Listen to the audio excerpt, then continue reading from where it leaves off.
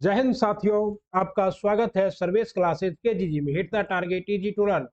और साथियों, आज हम लोग करने वाले हैं बिहार के बीपीएससी एग्जाम में पूछे गए अब तक के सभी प्रीवियस ईयर साइंस के प्रश्नों को।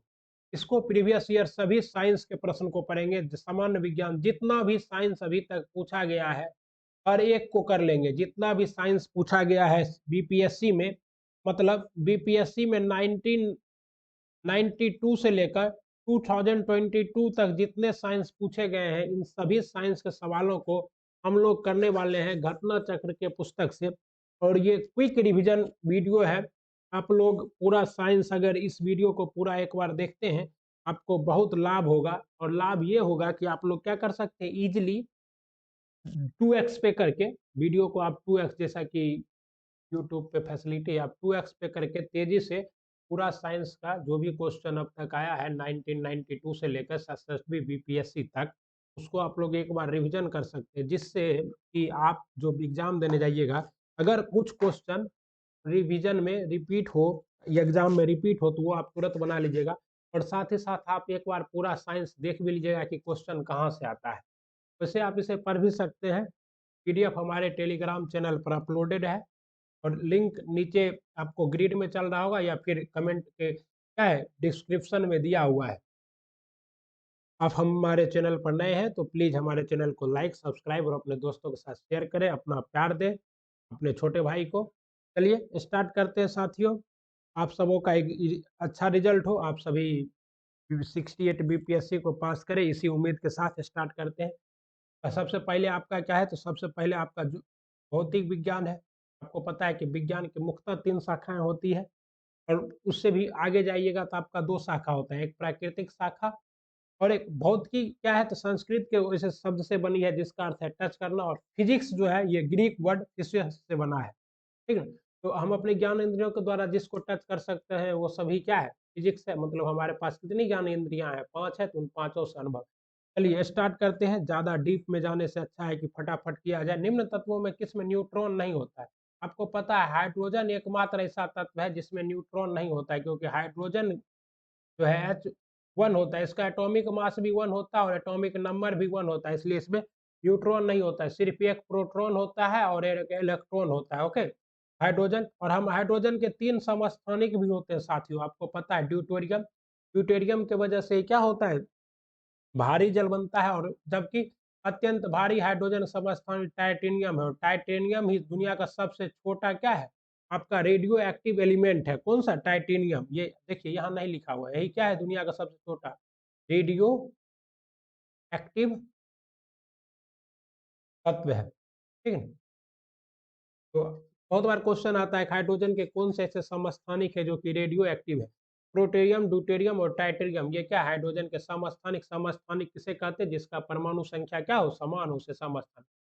अब कहता है एंगस्ट्रम क्या है। आइए एक पेज पे हम लोग एक बार में एक ही क्वेश्चन लेंगे। एंगस्ट्रम क्या है? तरंग दैर्घ्य की इकाई एंगस्ट्रम है। एक एंगस्ट्रम बराबर 10⁻⁻10 मीटर होता है। ओके, क्या होता है, 10⁻⁻10 मीटर होता है। चलिए प्रकाश वर्ष इकाई है, तो प्रकाश वर्ष आपकी किसकी इकाई है, तो ये दूरी की इकाई है। अब आंसर साथ ही में है तो ज्यादा टेंशन है नहीं। और एक प्रकाश वर्ष बराबर कितना होता है, 9.46 इंटू 10⁻15 मीटर होता है, ठीक है। और एक पारसेक बराबर 2.46 प्रकाश वर्ष होता है। एक पारसेक बराबर, दूरी की सबसे बड़ी इकाई क्या है साथियों, पारसेक है। आवृत्ति को मापा जाता है हर्ट्ज में, क्योंकि हर्ट्ज नामक वैज्ञानिक ने क्या किया था, आवृत्ति को नापने के लिए खोज किया था। और आपको पता है कि आवृत्ति 3 तरह के होते हैं, श्रव्य, अपश्रव्य और पराश्रव्य। ये 20 हर्ट्ज से लेकर 20,000 हर्ट्ज तक को क्या कहते हैं, श्रव्य। और इससे इससे कम जो होगा उसको क्या कहेंगे, अपश्रव्य। और इससे अधिक वाला को क्या कहते हैं, परा तरफ। जो बड़े जानवर है वो अपश्रव्य ध्वनि को सुन सकते हैं और छोटे जानवर पराश्रव्य ध्वनि को। चमगादड़ कौन सा ध्वनि स्टार्ट उत्पन्न करता है, पराश्रव्य ध्वनि उत्पन्न कर कर ही उड़ता है। ये सभी छोटे छोटे फैक्ट हैं जो मैं आपको दे रहा हूँ, शायद आपको अच्छा लगे। घड़ी में प्रयोग होने वाला कटर्ज क्रिस्टल होते हैं, तो घड़ी में प्रयोग होने वाला कटर्ज क्रिस्टल किसका होता है, सिलिकॉन डाइऑक्साइड।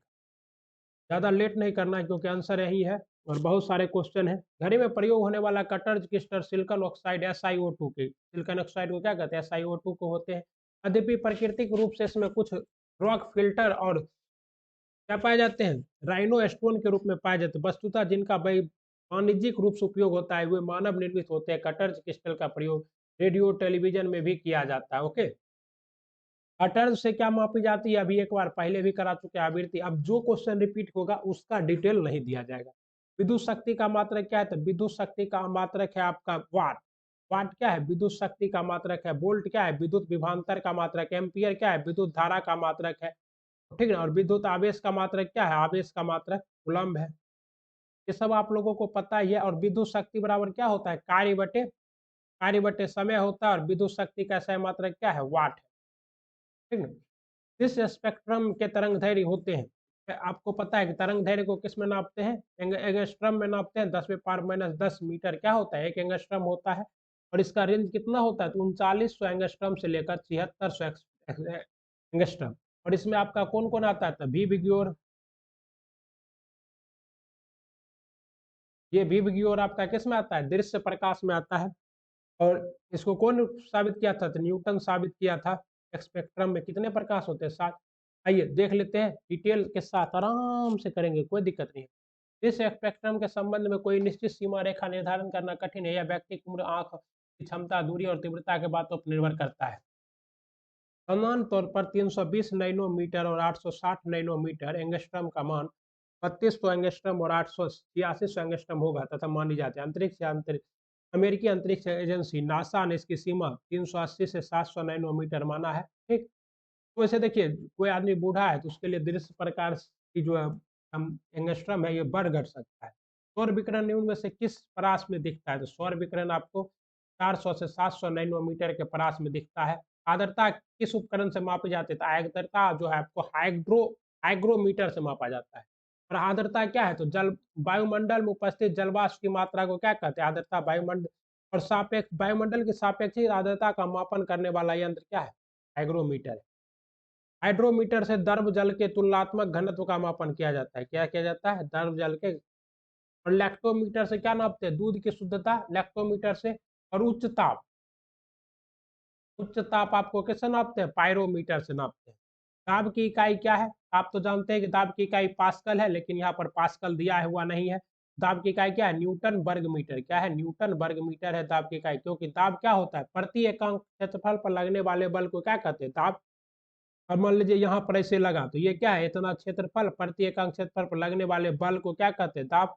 इसलिए क्या है, बल न्यूटन पर वर्ग मीटर, कितना बल लगा और कितने न्यूटन पे।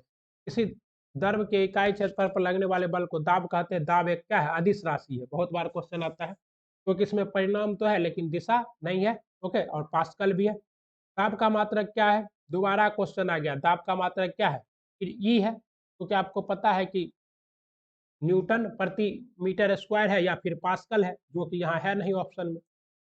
तो साइंस में देखिए ज़्यादातर ई आंसर जो है बीपीएससी में, मैं उसे साझा करूँगा, ज़्यादातर ई ऑप्शन आपका पॉलिटी में, हिस्ट्री में और ज्योग्राफी में होता है। साइंस और मैथ में ई ऑप्शन नहीं होता है। किसमें, विज्ञान के प्रश्नों में और गणित के प्रश्नों में बहुत कम ही ई ऑप्शन सही होता है। ई मतलब रेयर होता है, अगर कभी एक दो आ गया तो आ गया, नहीं तो देख लीजिएगा। अभी हम लगभग 200 के आसपास क्वेश्चन करेंगे तो आपको गणित और विज्ञान में ये ऑप्शन नहीं मिलेगा। निम्न में कौन सी अदिश राशि है, आपको अभी पढ़ाए थे, दाब क्या है, अदिश राशि है। बल क्या है, तो आपको पता है कि बल किसी वस्तु के धक्का या खिंचाव को बल कहते हैं। वेग में क्या होता है, चाल के साथ इस दिशा होता है तो उसे वेग कहते हैं। त्वरण, वेग में परिवर्तन की दर को त्वरण कहते हैं। इन सबों में दिशा होता है, तो ये सभी क्या है, अदिश राशि है। बल, वेग, विस्थापन, त्वरण, संवेग आदि सदिश राशि है। वहीं क्या है, आयतन, दाब, चाल, दूरी आदि क्या है, अदिश राशि। निम्नलिखित में से किस राशि का मात्रक नहीं है, आपको पता है कि विकृति का मात्रक नहीं है, स्ट्रेस। किसी वस्तु की बीमा में आया परिवर्तन उस वस्तु की मूल बीमा के अनुपात के विकृति कहते हैं। जैसे मान लीजिए आप कोई स्पंज का बॉल लिए, मतलब टेनिस का बॉल, और उसको दबा दिए, उसमें विकृति तो आ गया लेकिन उसका कोई मात्रक नहीं है। फिर आप छोड़िएगा तो अपने पुनः अवस्था में आ जाएगा। सही कथन चुनिए। लाल प्रकाश का तरंग दैर्घ्य बैंगनी प्रकाश से कम है। लाल प्रकाश का तरंग दैर्घ्य सबसे ज्यादा होता है, आपको अभी बताए, VIGOR, विवग्योर। इसमें सबसे ज्यादा किसका तरंग दैर्घ्य है, लाल रंग का। और सबसे कम किसका है, बैंगनी रंग का। तो कहता है सही कथन चुनिए, तो लाल रंग का तरंग दैर्ध्य बैंगनी रंग से ज्यादा होता है। ओके, और तरंग दैर्ध्य जिसका सबसे ज्यादा होगा उसकी आवृत्ति क्या होगी, सबसे कम होगी, और उसका प्रकीर्णन भी सबसे कम होगा। लाल रंग का प्रकीर्णन सबसे कम होता है, इसलिए सुबह के समय और शाम के समय अपवर्तन के साथ साथ इस प्रकीर्णन की वजह से भी सूर्य की कैसे दिखती है, लाल। जब दिन में पानी पर साबुन की फिल्म दिखती है तो यह सुंदर रंगीन दिखाई देता है। इस घटना का कारण क्या है, इस घटना का कारण है व्यातीकरण। क्या है, अब ऐसे पानी भरा हुआ है और इसमें आपका क्या है, जैसे पानी है और इसमें साथियों क्या है, आपको आपसी सर्फ घोल दिए, तो सर्फ का जो बबल बनता है यहाँ पे, साबुन का बबल, वो व्यातीकरण की वजह से क्या होता है, रंगीन दिखता है, कई कलर, सारे कलरों में दिखता है। ओके, प्रकाश के अपवर्तन की वजह से क्या होता है, तो प्रकाश के अपवर्तन की वजह से अगर इसी में से क्षण रहेगा तो क्षण आपको क्या होगा, थोड़ा उठा हुआ प्रतीत होगा अपवर्तन की वजह से। ठीक, एक परमाणु के केंद्र का धन आवेशित हिस्सा कहलाता है, एक परमाणु के केंद्र का धन आवेशित हिस्सा प्रोटॉन कहलाता है, और ऋण आवेशित हिस्सा इलेक्ट्रॉन, और न्यूट्रल क्या कहलाता है, न्यूट्रॉन क्या होता है, न्यूट्रल होता है। लेकिन यहाँ एक परमाणु केंद्र का धन आवेशित हिस्सा क्या कहलाता है, न्यूक्लियस कहलाता है। एक परमाणु के केंद्र का धन आवेशित हिस्सा नाभिक का न्यूक्लियस कहलाता है। नाभिक में परमाणु का केंद्रक होता है।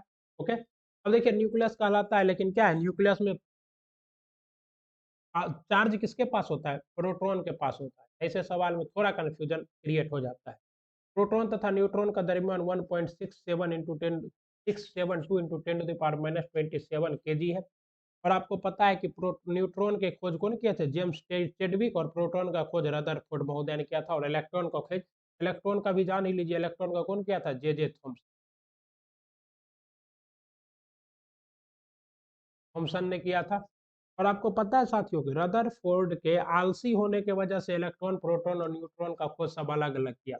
रदरफोर्ड नाभिक खोज के, प्रोटॉन खोज के वापस आ गया, बोला भैया अंदर में कुछ है, जिससे टकरा कर क्या होता है, किरणें मुड़ जाती है, और उसके बाद ये एक ठोस के सीधे गैस में परिवर्तन होने को क्या कहते हैं, ये तो आप सब जानते हैं, सब्लिमेशन कहलाता है, ऊर्ध्वापातन। और इसके द्वारा क्या होता है साथियों, तो जैसे कपूर है तो आप सीधे ठोस से किसमें बदल जाता है, गैस में।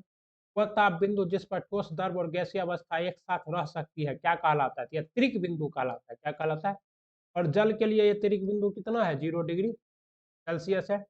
ओके, देख लीजिए क्या है, वह ताप बिंदु जिस पर ठोस, द्रव और गैस अवस्थाएं एक साथ रह सकती है, त्रिक बिंदु ट्रिपल पॉइंट कहलाता है। उदाहरण के स्वरूप 611.657 पास्कल आंशिक बिंदु, या 273।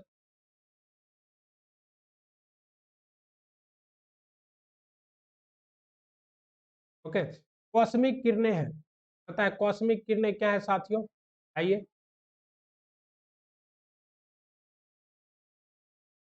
कॉस्मिक किरणें विद्युत चुंबकीय स्पेक्ट्रम का भाग क्या है, नहीं है, या उच्च ऊर्जा को आवेशित करना है। कुछ स्पेक्ट्रम में जी किस, जी जनरेशन को दिखाता है, जी किसको दिखाता है, जनरेशन को। देखिए पहले हल्का सवाल आता था, इस बार तो निगेटिव मार्किंग है। रडार का आविष्कार किसने किया, रडार का आविष्कार रॉबर्ट वाटसन ने किया, और कब किया, 1935 में पहली बार रडार का प्रयोग।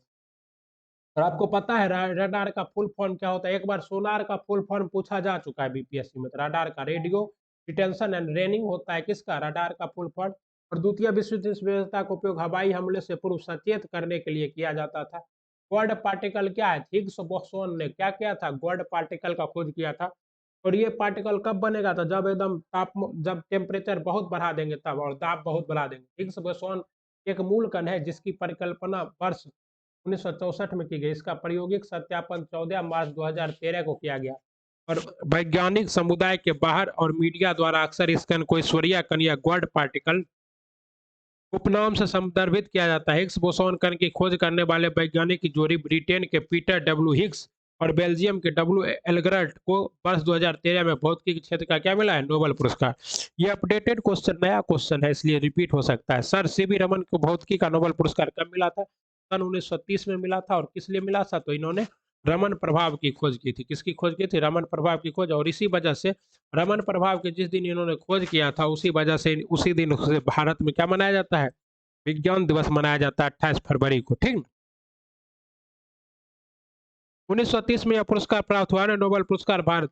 रविंद्रनाथ टैगोर साहित्य के क्षेत्र में भारत में के नोबेल पुरस्कार 1913 में, और एशिया के पहले व्यक्ति थे जिनको नोबेल पुरस्कार मिला था। सीवी रमन भौतिकी के क्षेत्र में 1930 में, हरगोविंद खुराना चिकित्सा के खोज में डीएनए का संश्लेषण किया था हरगोविंद सोनाना ने। 1968 में सुब्रमण्यम चंद्रशेखर भौतिकी की खोज में। 1983 ये चंद्रशेखर सीमा से संबंधित है। ब्लैक होल का खोज मदर टेरेसा को शांति क्षेत्र में 1979 में। और 1980 में इन्हें क्या मिला था? 1980 में इन्हें भारत रत्न मिला था। अमर्त्य सेन को अर्थशास्त्र के क्षेत्र में 1998 में कल्याण अर्थशास्त्र। और कैलाश सत्यार्थी को शांति के क्षेत्र में मलाला यूसुफजई के साथ मिला था 2014 में। और वी रामाकृष्णन को रसायन के क्षेत्र में 2009 में। और अभिजीत बनर्जी को अर्थशास्त्र के क्षेत्र में। ये अभिजीत बनर्जी और ये सभी क्या है? अमेरिकी मूल के हैं। ओके। टेलीस्कोप की खोज किस वैज्ञानिक ने की थी? तो टेलीस्कोप की खोज गैलीलियो ने की थी। और गैलीलियो ने इसी टेलीस्कोप की मदद से आपको सैटर्न ग्रह का भी खोज कर दिया था। किस? और इस सदी की शुरुआत में हवाई जहाज का आविष्कार किसने किया? इस सदी की शुरुआत में हवाई जहाज का शुरुआत किया था राइट ब्रदर्स ने। ओके। एक माइक्रोन होता है तो एक माइक्रोन 10⁻³ को क्या कहते हैं? एक माइक्रोन कहते हैं। और इसको आप 1/1000 मिलीमीटर भी लिख सकते, मिलीमीटर में। लेकिन अगर वही मीटर में रहेगा तो 10⁻6 मीटर होगा एक माइक्रोन बराबर। याद रखिएगा, क्वेश्चन देख के करना है। 40 डिग्री सेल्सियस का मान फ़ारेनहाइट पे कितना होता है? तो 40 डिग्री सेल्सियस का मान फ़ारेनहाइट पे कितना होगा? तो 104 डिग्री फ़ारेनहाइट। आपको निकालने के लिए पता है 40 गुना क्या करना है? 9/5 और उसके बाद +32। इसके चक्कर 8 9 8 72 आप +32 कितना हो जाएगा? 2 2 4 और 7 3 10 104। ये निकालने का हम बता दिए आपको। ओके, मोस्ट इंपॉर्टेंट है, बहुत बार बीपीएससी में ऐसा सवाल आता है साथियों। जो यहाँ तक टिके होंगे बच्चे वही तो ये सीख पाएंगे। क्रोमेटोग्राफी की तकनीक का प्रयोग होता है। क्रोमेटोग्राफी एक मिश्रण से पदार्थ को अलग करने में। लोलक की काल अवधि होती है, लोलक की लंबाई के ऊपर निर्भर करती है। लंबाई जैसे बढ़ेगा तो लोलक का काल अवधि क्या होगा? बढ़ जाएगा। ओके। और ये देखिए टी बराबर क्या होता है? 2 पाई एल बटे जी। एल के क्या है? वृत्त का अनुकर्मानुपाती है। अनुकर्मानुपाती मतलब क्या है?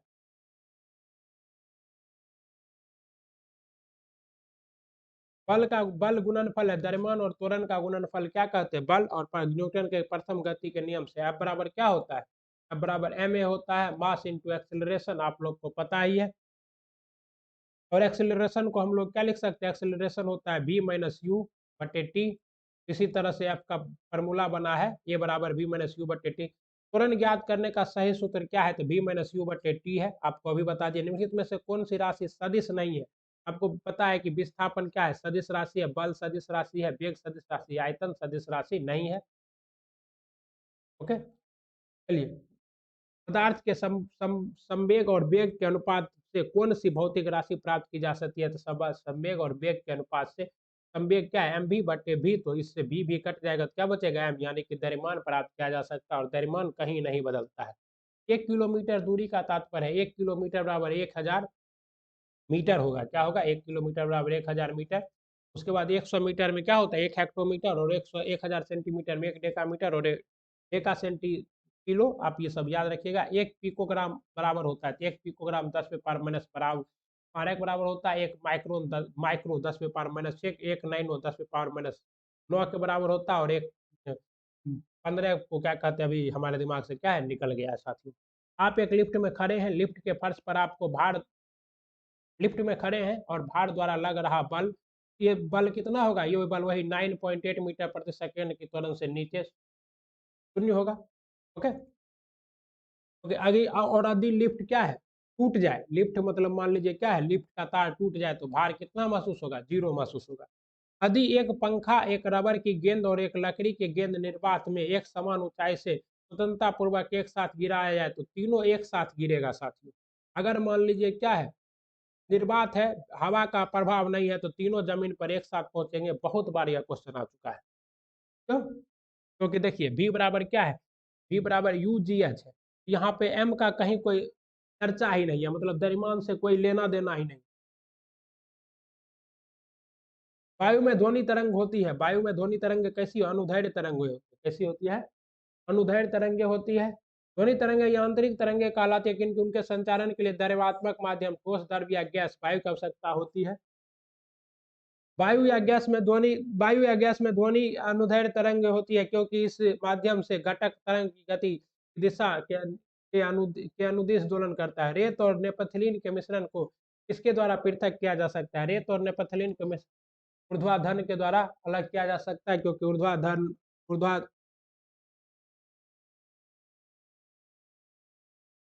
नेपेथिलीन ऊर्ध्वापातन का गुण प्रदर्शित करता था। रेत और नेपेथिलीन के मिश्रण को ऊर्ध्वापातन सब्लिमेशन द्वारा अलग किया जा सकता है। ऊर्ध्वापातन वह प्रक्रिया है जिसमें कोई ठोस अवस्था से वाष्प अवस्था में बिना तरल अवस्था में। विद्युत शक्ति का इकाई क्या है? तो विद्युत शक्ति का इकाई विद्युत शक्ति का विद्युत धारा का इकाई क्या है? धारा का इकाई एम्पियर और विद्युत शक्ति का इकाई है वाट। चलिए, निम्नलिखित में से कौन सी सही सुमेलित नहीं है? वोल्ट मीटर विभवांतर का मात्रक है, सही है। अमीटर विद्युत धारा का मात्रक है, सही है। पोटेंशियोमीटर विद्युत वाहक बल का मात्रक है, सही है। गैल्वेनोमीटर ये क्या है? गैल्वेनोमीटर विद्युत में छोटी सी विद्युत धारा या उसके पर्याय का मापन करता है। और आपको पता है कि यही आपका क्या है? गलत है, गैल्वेनोमीटर। और आंसर तो दिया है 67th बीपीएससी 2022 में पूछा गया है। टरबाइन एवं डायनेमो से बिजली प्राप्त करने में किस ऊर्जा को विद्युत ऊर्जा में? टरबाइन हो या डायनेमो हो, ये क्या करता है? मैकेनिकल एनर्जी यानी कि यांत्रिक ऊर्जा को क्या करता है? विद्युत ऊर्जा में परिवर्तित कर देता है। 100 वाट का बिजली का बल्ब 10 घंटे जले तो बिजली की खपत होगी। तो कितना घंटा? 100 वाट का बल्ब है और 10 घंटा जल रहा है, 1000 वाट घंटा खपत होगी, यानी कि 1 यूनिट बिजली खपत हो जाएगी। ओके, कितनी? 1 यूनिट बिजली खपत हो जाएगी। दो समांतर प्रतिरोध वाले सर्किट का कुल प्रतिरोध 1.403 किलो ओम है। यदि एक प्रतिरोध का मान 0 किलो ओम है तो दूसरे प्रतिरोध का मान क्या होगा? तो दूसरे प्रतिरोध का मान होगा 4.70 किलोमीटर। ओके, तो देखिए प्रतिरोध कैसे निकालते हैं? तो समांतर क्रम में प्रतिरोध होता है 1/r बराबर 1/r1 प्लस 1/r2। वहीं श्रेणी क्रम में R बराबर होता है R1 plus R2 plus R3। तो श्रेणी क्रम में डायरेक्ट जोड़ देते हैं और समांतर क्रम में R को रेसिप्रोकल लेकर जोड़ा जाता है। एक समान सुख सेल में विद्युत अपघट्य होता है। एक समान सुख सेल में विद्युत अपघट्य अमोनियम क्लोराइड होता है। ओके, जिंक क्लोराइड को विद्युत अपघट्य के रूप में। डायनेमो क्या है? तो डायनेमो अभी पढ़ा, यांत्रिक ऊर्जा को विद्युत ऊर्जा में परिवर्तित करता है और जनरेटर में लगा होता है। ठीक है, डायनेमो एक ऐसा। विद्युत मोटर है तो विद्युत मोटर क्या है? विद्युत ऊर्जा को यांत्रिक ऊर्जा में बदलता है। आजकल जो आप अपने गांव में जो आटा चक्की का मशीन है वो सभी क्या है? यही विद्युत मोटर है। क्या है? विद्युत मोटर है साथियों। विद्युत धारा निम्न में से किस उपकरण से नापी जाती है? तो विद्युत धारा हमेशा आमीटर के द्वारा नापा जाएगा। किस नापा जाएगा? आमीटर से नापा जाएगा। ओके, चलिए, मतलब विद्युत धारा किस उपकरण से मापी जाती है? एमीटर से। क्वेश्चन बहुत रिपीट कराइए। प्रकाश में 7 रंग होते हैं, रंगों को अलग करने का तरीका क्या है? तो एक प्रिज्म से जैसे गुजारेंगे, प्रिज्म इस तरह से एक होता है और इससे जैसे गुजारेंगे तो क्या होगा? प्रकाश 7 रंगों में विभक्त हो जाएगा। ओके, यदि किसी ऐनक के लेंस की शक्ति +2 डायोप्टर हो तो इसकी फोकस दूरी कितनी होगी? इसकी फोकस दूरी होगी 50। और लेंस की फोकस दूरी क्या होता है? 1/d।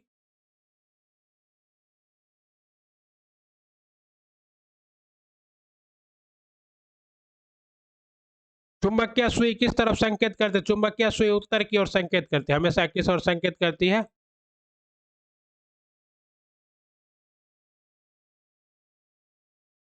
श्वेत प्रकाश को नली में कैसे पैदा किया जाता है? तो श्वेत प्रकाश को नली में तंतु को गर्म करके पैदा किया जाता है। श्वेत प्रकाश प्रतिदीप्तशील ट्यूबर में निम्न दाब पर पारे की वाष्प में पैदा होती है। ट्यूब के सिरे को परतंतुओं में विद्युत प्रभाव। आइंस्टीन ने नोबेल प्राइज किस कार्य को मिला था? आइंस्टीन को नोबेल प्राइज प्रकाश विद्युत प्रभाव की खोज के लिए मिला था। और कब मिला था? 1921 में। और अभी तक भारतीय मानव इतिहास में सबसे ज्यादा दिमाग का यूज करने वाले व्यक्ति कौन थे? आइंस्टीन। विद्युत उत्पन्न करने के लिए कौन सी धातु का उपयोग होता है? विद्युत उत्पन्न करने के लिए यूरेनियम धातु का उपयोग होता है। किसका? यूरेनियम। कमरे को ठंडा किया जा सकता है। कमरे को संपीड़ित गैस को छोड़ने से कमरे को क्या किया जाता है? ठंडा किया जा सकता है। और आपको पता है कि पंखा चलने से कमरा क्या हो जाता है? गर्म हो जाता है। आमतौर पर सुरक्षा फ्यूज लगाने के लिए प्रयोग होने वाले तार टीन और शीशा का मिश्रण होता है। क्या होता है? टीन और शीशा का मिश्रण होता है। तो टीन और शीशे के मिश्र धातु से बने होते हैं। चलिए, यहाँ दिया हुआ है डी ऑप्शन, सब समझ जाइए। ई ऑप्शन नहीं है अभी, इसलिए। निम्न में कौन सा उष्मा का सबसे अधिक कुचालक है? उष्मा का सबसे अधिक कुचालक क्या है? पारा। क्या है? कुछ भी कोई भी ऐसा पदार्थ जिससे विद्युत धारा या उष्मा प्रवाहित ना हो कुचालक कहते हैं। जैसे लकड़ी, कांच इत्यादि सभी धातुएं उष्मा की चालक होती है, लेकिन अन्य धातुओं की तुलना में लीड। अतिचालक का लक्षण है शून्य परागमता। अतिचालक का लक्षण क्या है? शून्य परागमता अतिचालक का लक्षण है। 1911 में डच भौतिक वैज्ञानिक एच के होन्स ने 1853 से 1926 ने प्रतिरोध पर तापन के प्रभाव का अध्ययन किया। उन्होंने धातुओं के कुछ नमूने को कुछ केल्विन ताप तक ठंडा कर उसके विद्युत प्रतिरोध की माप की। ओके, गर्म करने पर अर्धचालक का प्रतिरोध क्या होता है? देखिए, चालक का प्रतिरोध गर्म करने पर घट जाता है और अर्धचालक का प्रतिरोध गर्म करने पर क्या होता है साथियों? बढ़ जाता है। और जर्मेनियम और सिलिकॉन क्या है? आपके अर्धचालक है। सॉरी, प्रतिरोध क्या होता है? घट जाता है। क्या होता है? घट जाता है। हमने उल्टा बता दिया, माफी चाहते हैं साथियों। अगला है,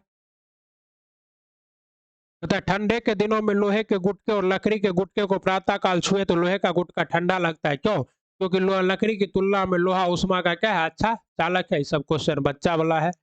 तो एक पंखा गर्मी के मौसम में आराम की अनुभूति पैदा करता है। क्यों? क्योंकि वह हमारे शरीर से पसीना को तेजी से क्या करता है? बाष्पित करता है और कमरे की हवा को गर्म कर देता है। कमरे में रखा रेफ्रिजरेटर का दरवाजा खोलकर क्या कर सकते हैं आप? अंततः कमरे को थोड़ा गर्म कर सकते हैं। ये मत सोचिएगा कि फ्रिज का दरवाजा खोल देंगे तो कमरा क्या हो जाएगा? ठंडा हो जाएगा। कमरा गर्म ही रहेगा। यदि रेफ्रिजरेटर के दरवाजे कुछ घंटे के लिए खुले छोड़ दे तो कमरे का तापमान क्या होगा? बढ़ जाएगा। अभी कराए हैं। निम्न में से गलत कथन का चयन कीजिए। कपास गर्मियों में कपड़े के रूप में उपयोग के लिए उपयुक्त है क्योंकि यह नमी को अवशोषित करता है। ओके, या फिर ये तो इसमें क्या गलत कथन क्या है? एग्रोलिक को कृत्रिम रेशम भी कहा जाता है क्योंकि यह कपास से तैयार होता है लेकिन रेशम की तरह चमकता नहीं है। ये गलत है। प्रश्न का सी कथन सही नहीं है क्योंकि एग्रोलिक को कृत्रिम ऊन कहा जाता है। क्या कहा जाता है? फॉल्स ऊन कहा जाता है। ठीक ना। रेयन को समानता कृत्रिम सिल्क कहा जाता है। तो क्या है कथन? ए, बी और डी के कथन सही है। ओके, आपका सब सही है। टेफ्लॉन का उपयोग नॉन स्टिक रसोई में किया जाता है। बिल्कुल किया जाता है। टेफ्लॉन आपके घर में होगा भी। दो उभयतर सिंग अथवा दो उभयतर गर्त के बीच, देखिए ये है ऐसे, ये उभयतर सिंग, ये श्रृंग या ये क्या चीज गर्त के बीच की दूरी को क्या कहते हैं? तो तरंग दैर्घ्य कहते हैं। इसको किस में नापते हैं? एंगस्ट्रॉम में। जब जब प्रकाश का एक माध्यम से दूसरे माध्यम में जाता है तो इनमें से कौन सा या से नहीं बदलती है? तो प्रकाश जब एक माध्यम से दूसरे माध्यम में जाता है साथियों तो आवृत्ति क्या होती है? नहीं बदलती है।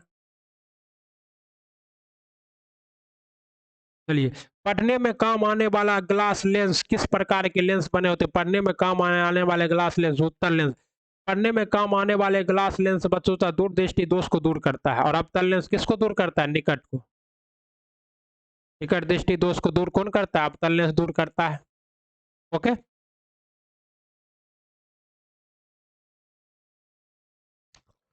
दर्पण के सामने खड़े एक व्यक्ति को अपना प्रतिबिंब अपने से बड़ा लगता है। इसका तात्पर्य है कि दर्पण का प्रकार क्या है? दर्पण का प्रकार अवतल है। अवतल दर्पण में प्रतिबिंब बड़ा बनता है, समतल दर्पण में समान बनता है और उत्तल दर्पण में छोटा बनता है। और अवतल दर्पण का उपयोग कहाँ किया जाता है? तो मोटरसाइकिल के हेडलाइट में, टॉर्च की लाइट में, हजामती दर्पण के रूप में। ओके, ध्वनि का वेग, ध्वनि का वायु में वेग कितना है? तो ध्वनि का वेग वायु में है 330 मीटर प्रति सेकेंड। ध्वनि सबसे ज्यादा किस में चलता है? तो आपका ध्वनि सबसे ज्यादा किस में चलेगा? इस्पात में चलेगा, ठोस में। सूक्ष्म वायु में 0 है तो 332, सूक्ष्म वायु में 25 है 346, हाइड्रोजन 25 है 1217, अशुद्ध जल में 1498 मीटर प्रति सेकेंड, समुद्री जल में 1531, स्टील में 5900, एल्युमिनियम में 6400, लोहा में इतना ही। सब क्या करना है? याद करना। इतना याद रखना है कि ठोस में ध्वनि ज्यादा चलता है और ध्वनि निर्वात से होकर गमन नहीं कर सकती, इसलिए चंद्रमा में या अंतरिक्ष पर जाकर हम आपस में बात नहीं कर सकते हैं। प्रकाश विकिरण की प्रवृत्ति होती है। प्रकाश विकिरण की प्रवृत्ति तरंग एवं कण दोनों की होती है। इसे कौन बताया था? हाइजेनबर्ग ने बताया था तरंग प्रवृत्ति के बारे में। ओके, और ध्रुवन जो है ये तरंग प्रवृत्ति को दिखाता है। ठीक है ना साथियों। आकाश नीला लगता है क्योंकि लघु तरंगे दीर्घ तरंगे की अपेक्षा वायुमंडलीय द्वारा अधिक परिकिन्नित हो जाती है और इसी वजह से आकाश क्या होता है? नीला। वायुमंडलीय अणुओं, रात के समय खुले आकाश में तारों के टिमटिमाना किससे समझा जा सकता है? ये प्रकाश का बर्तन से। मान लीजिए तारा आपका यहाँ टिमटिमा रहा है और आप यहाँ से खड़ा होकर चुनमा देख रहा है तो क्या करेगा? यहाँ से देखिए आप, क्षोभ मंडल है, समताप मंडल है, आयन मंडल है, बहिर्मंडल है, और तारा आएगा तो एक बार इधर, फिर इधर, फिर इधर, फिर इधर, इस तरह से क्या करेगा? सघन विरल सोते हुए हमारे आंख तक पहुंचेगा और टिमटिमाते हुए नजर आएगा। ठीक ना। पानी का घनत्व अधिकतम होता है, पानी का घनत्व अधिकतम 4 डिग्री सेल्सियस पर होता है और आयतन न्यूनतम होता है 4 डिग्री सेल्सियस पे, याद रखिएगा। 50 डिग्री सेल्सियस का मान फ़ारेनहाइट में है, फार्मूला बता दिए हैं, आप लोग कर लीजिए। 50 गुना 9/5 प्लस 32, तो 5 तिया 50, 90 प्लस 32, 90 प्लस 32 2 9 3 12, 122 डिग्री फ़ारेनहाइट, ठीक है ना। फार्मूला याद रखिएगा। चलिए, बर्फ का एक टुकड़ा पानी से लावा भरे पिघल, तो बर्फ पिघल जाएगा तो क्या होगा, कोई भी परिवर्तन नहीं अगर आएगा, जल स्तर समान बना रहेगा। और बर्फ का आयतन क्या होता है, पानी के आयतन से ज्यादा होता है, इसलिए बर्फ के जमने पर क्या होता है, ठंडे के प्रदेशों में पानी के पाइप फट जाते हैं, या फिर बर्फ क्या होता है, पानी पे तैरते रहता है घनत्व कम होने की वजह से। वर्षा की बूंदें गोलाकार हो जाती है पृष्ठ तनाव की वजह से। पृष्ठ तनाव क्या है, ये ससंजक बल पर काम करता है, एक ही प्रकार के अणुओं के बीच लगने वाला बल क्या कहलाता है, ससंजक बल। और ये कम से कम स्थान को ग्रहण करना चाहता है, इस वजह से बोला जाता है। सबसे ज्यादा श्यानता होती है, सबसे ज्यादा श्यानता शहद में होती है, इसे टुपकाइएगा, शहद तो एकदम देर से गिरेगा इस सब में। ओके, शहद खून जल वायु में होता है श्यानता। चलिए, तत्वों के कुछ श्यानता जल में 20 डिग्री सेल्सियस पे उतना, रक्त में और शहद में कितना है देख लीजिए, 20 डिग्री सेल्सियस पे 200 है शहद। महासागर में ऊंची जल तरंगे कैसी आती है, तो महासागर में ऊंची जल तरंगे चंद्रमा और सूर्य के किसके वजह से आती है, आपके चंद्रमा और सूर्य के आकर्षण की वजह से आती है। और इसको आप लोग क्या कहते हैं, ज्वार, क्या कहते हैं, हाई टाइड ज्वार कहते हैं। ज्वार और भाटा आप लोग पढ़े होंगे, ज्योग्राफी का ठंडा है। जब एक, लेकिन सबसे ज्यादा ज्वार किसके वजह से आएगा, चंद्रमा को और पूर्णिमा के दिन, अमावस्या के दिन। जब एक पत्थर को चांद की सतह से पृथ्वी पर लाया जाता है तो इसका द्रव्यमान बदल जाएगा, नहीं द्रव्यमान नहीं, इसका भार बदल जाएगा, परंतु द्रव्यमान नहीं, ये आपका सही है, क्योंकि भार बदलते रहता है लेकिन द्रव्यमान कभी भी नहीं बदलता है साथियों, याद रखना है। और भार कितना कितना बढ़ जाएगा, तो 1/6 गुना बढ़ जाएगा, क्योंकि चंद्रमा से पृथ्वी पर ला रहे हैं, लोहे ही अगर पृथ्वी पर से चंद्रमा पर ले जाते तो 1.6 गुना क्या होता है, 1/6 गुना घट जाता है। प्रेशर कुकर में खाना जल्दी पक जाता है, इसका कारण क्या है, तो वही उच्च दाब के कारण पानी उच्च तापमान पर उबलने लगता है। ओके, चलिए, सौर ऊर्जा निम्न में से किससे प्राप्त होती है, तो सौर ऊर्जा हमेशा सूर्य से प्राप्त होती है, और सूर्य में किसके नाभिकीय संलयन की वजह से होता है, और हाइड्रोजन बम नाभिकीय संलयन के द्वारा ही बनाया जाता है। ओके, और पृथ्वी पर लगभग कितना 4.5 इंटू 10⁻8 भागी ऊर्जा प्राप्त होती है। सूर्य पर ऊर्जा का निर्माण होता है, सूर्य पर ऊर्जा का नाभिकीय संलयन द्वारा। सूर्य पर ऊर्जा का निर्माण किसके द्वारा होता है, नाभिकीय। प्रथम भारतीय उपग्रह आर्यभट्ट कब छोड़ा गया, प्रथम भारतीय उपग्रह आर्यभट्ट 19 अप्रैल 1975 को छोड़ा गया, कहाँ से, रूस की सहायता से बेकानूर अंतरिक्ष केंद्र से छोड़ा गया था। ओके, वर्ष दीर्घतम कहाँ होगा, तो वर्ष दीर्घतम होगा प्लूटो पर, और प्लूटो को अभी ग्रह की श्रेणी से बाहर कर दिया गया है, कब, 2006 में, क्योंकि ये क्या था, इसका ग्रह वरुण ग्रह के मार्ग को बाधित कर रहा था। विद्युत चुम्बकीय तरंग का वेग होता है, विद्युत चुम्बकीय तरंग का वेग होता है 3 गुना 10⁸ मीटर प्रति सेकेंड, और प्रकाश का वेग भी यही होता है 3 गुना 10⁸ मीटर प्रति सेकेंड। ओके, चलिए, सूर्य के प्रकाश का धरती की सतह पर पहुंचने में लगभग कितना समय लगता है, तो 500 सेकेंड या फिर 8.5 मिनट लगता है। ओके, और सूर्य और पृथ्वी की से इतना दूर, और इसका स्पीड कितना है, 3 गुना 10⁸ मीटर प्रति सेकेंड, और दूरी कितना है, 150 गुना 10⁻7 किलोमीटर। सूर्य और पृथ्वी के बीच की औसत दूरी है 150 गुना 10⁻7 किलोमीटर। सूर्य का पृथ्वी सूर्य का प्रकाश पृथ्वी पर पहुंचता है, तभी बताया 8 मिनट में, लेकिन यहाँ पर ई ऑप्शन है तो हम लोग ई मार सकते हैं, क्योंकि एग्जैक्ट 8 मिनट में 8.5 मिनट में पहुंचता है, ठीक है ना। सौर मंडल का सबसे बड़ा ग्रह कौन है, तो ये भी बताने वाला सवाल है, बृहस्पति है, इसको लेटा हुआ ग्रह भी कहते हैं। ओके, और पीला ग्रह भी कहते हैं। इनमें से कौन सा एक कंप्यूटर की भाषा नहीं है, तो फास्ट कंप्यूटर की भाषा नहीं है, FAST, फास्ट क्या है, कंप्यूटर की भाषा नहीं है, लेकिन फास्ट कंप्यूटर। इनमें कौन सी धातु रोशनी के बल्बों में फिलामेंट के रूप में प्रयोग होती है, फिलामेंट के रूप में टंगस्टन का प्रयोग किया जाता है। और ये पुराना वाला जो ललका बल्ब होता है उसमें यूज होता है, अब तो पारद यूज होता है। निम्न में से कौन सी धातु अर्धचालक के रूप में ट्रांजिस्टर में प्रयोग होती है, जर्मेनियम अर्धचालक है, और ट्रांजिस्टर। और ताप बढ़ाने पर क्या होता है, इसकी अर्धचालकता विद्युत प्रतिरोधकता घटती है, किसकी, अर्धचालक की। ओके, सिलिकॉन और जर्मेनियम, और सिलिकॉन का पता है आपको चिप में, और सिलिकॉन का सर्वाधिक उत्पादन कौन करता है, ताइवान करता है। परमाणु नाभिक के अवयव है, तो परमाणु नाभिक के अवयव है प्रोटॉन और न्यूट्रॉन। प्रोटॉन का खोज कौन किया था? तो आपको रदरफोर्ड, और न्यूट्रॉन का खोज जेम्स चैडविक, इलेक्ट्रॉन का खोज जे जे थॉमसन। इनमें से कौन सा विकल्प गलत है? नाभिकीय के अंदर प्रोटॉन और इलेक्ट्रॉन की उपस्थिति। इलेक्ट्रॉन की उपस्थिति क्या होती है? नाभिक के बाहर ही, मान लीजिए नाभिक है, में प्रोटॉन है प्लस न्यूट्रॉन है, और इसके चारों ओर ऐसे चक्कर लगा रहा है कौन? इलेक्ट्रॉन। ओके, सॉरी ये गलत है। चलिए आगे चलते हैं। निम्नलिखित में से कौन वैकल्पिक ऊर्जा का सबसे बड़ा भंडार है? वैकल्पिक ऊर्जा का सबसे बड़ा भंडार है सौर ऊर्जा। परमाणु बम किस सिद्धांत पर काम करता है? परमाणु बम नाभिकीय विखंडन के सिद्धांत पर काम करता है। ओके, और विखंडन का, और परमाणु बम नाभिकीय विखंडन के सिद्धांत पर कार्य करता है। भारी परमाणु वाले तत्व का कम परमाणु वाले तत्व में टूटना। हाइड्रोजन बम किसके सिद्धांत पर? हाइड्रोजन बम अनियंत्रित नाभिकीय संलयन की क्रिया पर काम करता है। प्रकाश, सूर्य का प्रकाश, तारों का प्रकाश, सब किसके वजह से होता है? हाइड्रोजन बम की वजह से ही होता है। वायु में कौन सी नोबल गैस होती है? तो वायु में आपका रेडोन नोबल गैस नहीं होती है। रेडोन भारी होता है, इसलिए क्या होता है? जमीन के अंदर चला जाता है। और ये किस में? वर्ग 18 में पाए जाते हैं। और इसको अक्रिय अक्रिय गैस कहते हैं, मतलब किसी से क्रिया नहीं करता है। और अक्रिय गैस क्या है? हीलियम है, नियॉन है, आर्गन है, जेनॉन है, रेडॉन है, क्रिप्टॉन है। ओके, तो चलिए साथियों आगे चलते हैं। अब हम लोग फिजिक्स का, तो बिजली की खपत का बिल किसके मापन पर आधारित है? बिजली के खपत का बिल आपके वाट, वाट कितना वाट यूज किए और कितना किलोवाट घंटा जलाए। निम्नलिखित में सबसे भारी धातु कौन है? तो यहाँ ऑप्शन के हिसाब से सबसे भारी धातु यूरेनियम है, लेकिन वैसे सबसे भारी धातु क्या है? ऑस्मियम है, ऑस्मियम। ओके, और सबसे हल्की धातु कौन है? लिथियम है। इनसेट 2A कब छोड़ा गया था? तो इनसेट 2A 10 जुलाई 1992 को छोड़ा गया था। कब छोड़ा गया था? 10 जुलाई 1992 को। आइए साथियों रसायन विज्ञान करते हैं।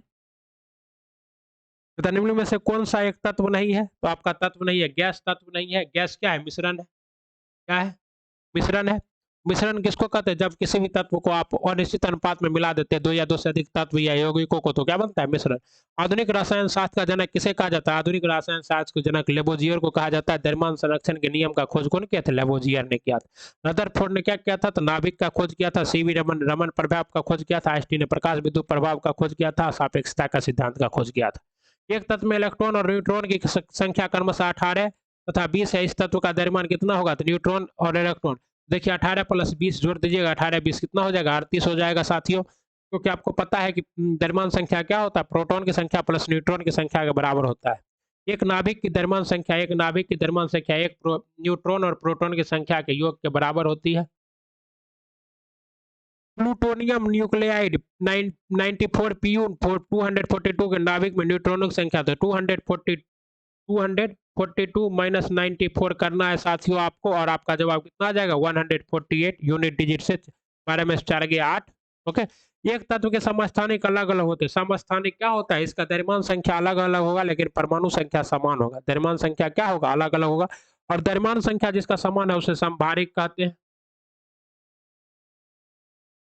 फैराडे स्थिरांक संबंधित है, तो सार्वभौमिक स्थिरांक। फैराडे स्थिरांक एक सार्वभौमिक स्थिरांक है, और 96,485 जूल होता है। ठीक है, 66 बीपीएससी 2020 में पूछा गया था। इनमें किसका पीएच मान 7 है? तो पीएच मान 7 किसका? उदासीन विलयन का, और क्या है? शुद्ध पानी का पीएच मान 7 होता है, शुद्ध पानी का। और इसका खोज कौन किया था? सोरेनसन किया था। सन ने किया था। ये कहाँ से होता है? 0 से लेकर 14 तक होता है। यहाँ 7 उदासीन विलयन, इधर अम्लीय, जितना इधर जाएगा उतना ज्यादा अम्लीय, और जितना इधर जाएगा उतना ज्यादा क्षारीय होता जाएगा। ठीक है, तो निम्नलिखित में से किस विलयन के पीएच मान 7 से अधिक है? तो 7 से अधिक किसका होता है? क्षारीय विलयन का पीएच मान 7 से अधिक होता है। पानी का पीएच मान कितना है? तो अभी बताया, पानी का पीएच मान 7 होता है, शुद्ध पीने योग्य पानी का। एक घोल का पीएच मान 3 से 6 बदलता है। H प्लस आयन की सांद्रता क्या होगी? जैसे 3 से 6 हो रहा है, जैसे जैसे क्या होता है? H तो घटते जाएगी, क्या होगी? 1000 गुना कम हो जाएगी। और ये कैसे निकलता है? ये मोस्ट इंपॉर्टेंट है। देखिए क्या है delta pH, pH2 minus pH1, तो 6 माइनस 3 तो 3 आया। अब एच यहाँ पर कहता है 10 पे पावर माइनस 3 कर देंगे, तो 10 पे पावर माइनस 3 को क्या कहते हैं? 1.001, यानी कि 1/1000 कितना कम हो जाएगी। ओके, ब्रोमीन है, तो ब्रोमीन एक धातु है, और ये एक कैसी धातु है? लाल द्रव है। और ब्रोमीन एकमात्र ऐसी धातु है जो किस अवस्था में पाई जाती है? द्रव्य अवस्था में, द्रव के रूप में पाई जाती है। और पारा एकमात्र ऐसा धातु है जो क्या पाया जाता है? द्रव अवस्था में पाया जाता है। ब्रोमीन का परमाणु क्रमांक कितना होता है? 35 होता है, ठीक ना? ब्रोमीन वर्ग 17 का सदस्य है, जिसमें हैलोजन वर्ग के आते हैं, क्लोरीन, ब्रोमीन, आयोडीन। सब किसमें आता है? वर्ग 17 में। वेल्डिंग में प्रयोग होने वाली गैस है, वेल्डिंग में प्रयोग होने वाली गैस है ऑक्सीजन और एसिट्रीन। किसमें प्रयोग होती है? वेल्डिंग में प्रयोग होती है। ओके। गैल्वेनाइज लोहे के पाइप का परत होता है, गैल्वेनाइज लोहे का पाइप का परत जस्ते का होता है, जस्ते का परत चढ़ा देते हैं, जिससे क्या हो? लोहे में जंग ना लगे। ओके। कहते हैं कपड़ा साफ करने में प्रयोग होने वाला डिटर्जेंट है, कपड़ा साफ करने में प्रयोग होने वाला डिटर्जेंट सल्फोनेट है। क्या है? सल्फोनेट है, जो तनुकृत अवस्था में सफाई के गुण प्रदर्शित करता है। वस्तुतः ऐसे पदार्थ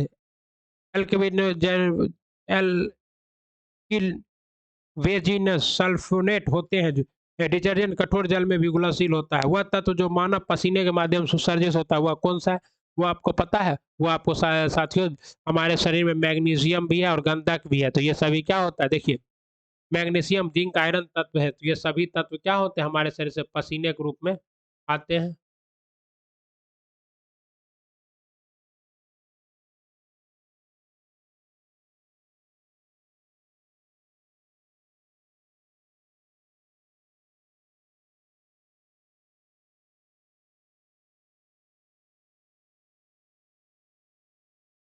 चलिए, नीला थोथा रासायनिक रूप से क्या है? तो नीला थोथा रासायनिक रूप से कॉपर सल्फेट है। क्या है? Copper sulphate. इसका सूत्र क्या होता है? CuSO4 with 5H2O। क्या होता है? CuSO4। निम्न में से कौन सबसे भारी धातु है? तो सबसे भारी धातु वर्तमान में मतलब यहाँ पे प्लेटेनियम है। क्या है? प्लेटेनियम है सबसे भारी धातु। ओके। अब आपको पता है साथियों कि अब जो है वर्तमान समय में केमिस्ट्री के प्रश्नों की संख्या बढ़ा दी गई है। पहले केमिस्ट्री के प्रश्नों की संख्या कम थी।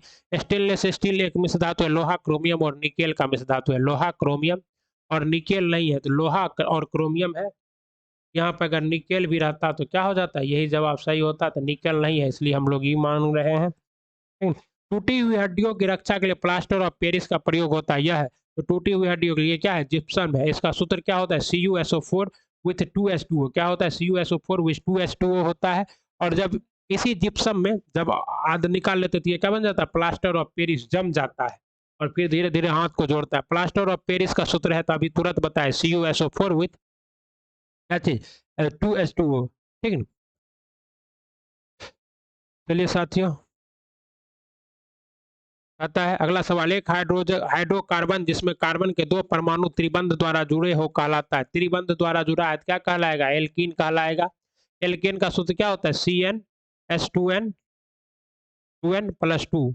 उसके बाद अल्काइन का सूत्र, अल्कीन का सूत्र क्या होता है? CnH2n-2। ओके। और ये होता है CnH2n अल्काइन का। ओके ना? चलिए, सिरके का रासायनिक नाम क्या है? तो सिरके का रासायनिक नाम है एसिटिक अम्ल सिरका का, और इसका सूत्र क्या होता है? CH3COOH होता है। सिरके का यूपीएक नाम एथेनोइक अम्ल है, जिसमें कार्बोक्सिलिक अम्ल। निम्नलिखित में से कौन सा अम्ल सिरके में उपस्थित है? तो आपको अभी तुरंत बताएं साथियों, एसिटिक एसिड CH3COOH। कार के बैटरी में प्रयोग होता है, तो कार के बैटरी में सल्फ्यूरिक अम्ल H2SO4 प्रयोग होता है। सोडा वाटर के बोतल खोलने पर निकलने वाली गैस क्या है? तो CO2 है, कार्बन डाइऑक्साइड है। ओके।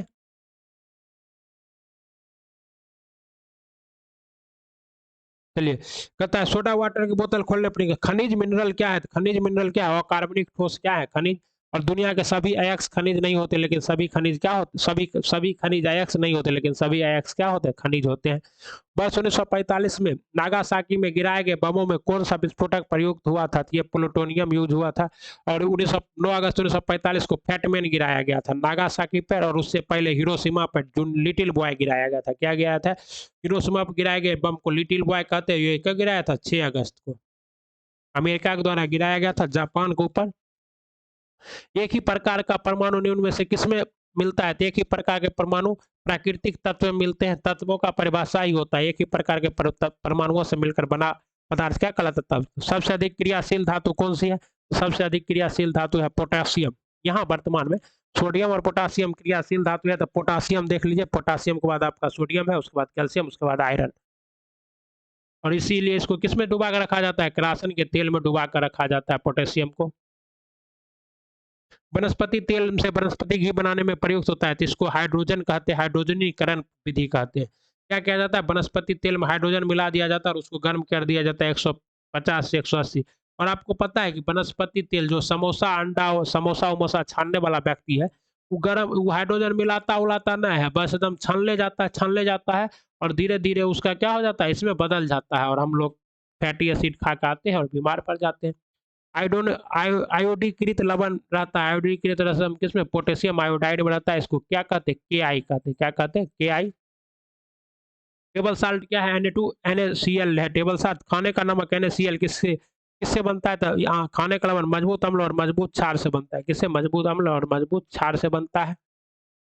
NaCl, KNO3 सभी जैव यौगिक अनिवार्य रूप से होते, सभी जैव यौगिक में अनिवार्य रूप से क्या होते हैं, कार्बन होते हैं। कार्बन डेटिंग पद्धति से तभी तो क्या किया जाता है, जीवों का पता लगाया जाता है। ऑक्सीजन अनुपस्थित होती है, ऑक्सीजन किस में अनुपस्थित होती है, किरोसिन के तेल में ऑक्सीजन अनुपस्थित है। अगर उसको ऑक्सीजन मिल जाएगा तो क्या होगा, जल ही जाएगा। सिगरेट लाइटर निम्नलिखित में से कौन सा, सिगरेट लाइटर में ब्यूटेन का प्रयोग किया जाता है। हमारे घर में जो गैस होता है उसमें क्या होता है, ब्यूटेन प्लस प्रोपेन होता है। ओके। मीथेन का प्रयोग, बायोगैस में मीथेन का प्रयोग और जमीन के अंदर पाया जाने वाला अक्रिया गैस क्या है, रेडॉन है। में से कौन सा तरलीकृत पेट्रोलियम गैस का प्रमुख घटक है, तरलीकृत पेट्रोलियम गैस का मुख्य घटक क्या है, तो आपका ब्यूटेन और प्रोपेन है। ब्यूटेन 65% और प्रोपेन 35% होता है। प्रकृति रबर किसका बहुलक है, तो प्राकृतिक रबर है जो है आइसोप्रीन का बहुलक है। किसका बहुलक है, आइसोप्रीन का बहुलक है। ओके। टेफ्लॉन निम्नलिखित में से किस एकलक का बहुलक है, तो टेफ्लॉन जो है आपका टेट्रा फ्लोरोएथिलीन का बहुलक है और इसी से नॉन स्टिकी बर्तन बनता है खाना बनाने के लिए। ठीक। PTEF के ठोस पर फ्लोरोकार्बन है, इसका घनत्व 2.2 ग्राम प्रति सेंटीक्यूब होता है। इसका गलनांक 327 डिग्री सेल्सियस होता है यह बर्तन। बेकेलाइट निम्नलिखित में से किसके संघनन से बनता है, तो बेकेलाइट फिनॉल तथा फॉर्मल्डिहाइड के संघनन से बनता है। इसकी खोज 1907 में किया गया था। और आपको पता है कि बेकेलाइट क्या किया जाता है, हमारा जो स्विच है ये सब में यूज होता है, किसका, बेकेलाइट का। ट्राइग्लिसराइड क्या है, तो ट्राइग्लिसराइड एक बसा है, क्या है, बसा है। ट्राइग्लिसराइड शरीर में पाया जाने वाला बसा फैट है। हमारा शरीर भोजन से प्राप्त अप्रयुक्त ऊर्जा को ट्राइग्लिसराइड में परिवर्तित कर देता है, मोटापा का वजह है। ग्रेफाइट हीरो के बारे में से कौन सा कथन सत्य है, उनके पास एक जैसी क्रिस्टल संरचना, गलत। एक परतदार होता है और एक चतुर्सीय, उनकी कठोर संरचना है, गलत।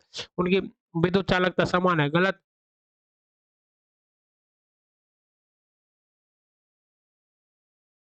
क्या है, वो एक समान रासायनिक प्रतिक्रिया से गुजर सकते हैं, ये आपका क्या है, सही है। ओके। पुलिस द्वारा नशे में गाड़ी चलाने वाले को सांस की जांच के लिए फिल्टर पेपर पर क्या होता है, मोस्ट इंपॉर्टेंट, पोटेशियम डाइक्रोमेट और सल्फ्यूरिक अम्ल। क्या होता है, पोटेशियम डाइ, जो कहता है ना फूको। और बिहार में भी क्या है, दारूबंदी शराबबंदी है तो फूको ज्यादा होता है, तो उसमें क्या रहता है, पोटेशियम डाइक्रोमेट और सल्फ्यूरिक अम्ल रहता है। इसलिए तो 66 BPSC 2020 में पूछा गया है। ठीक है।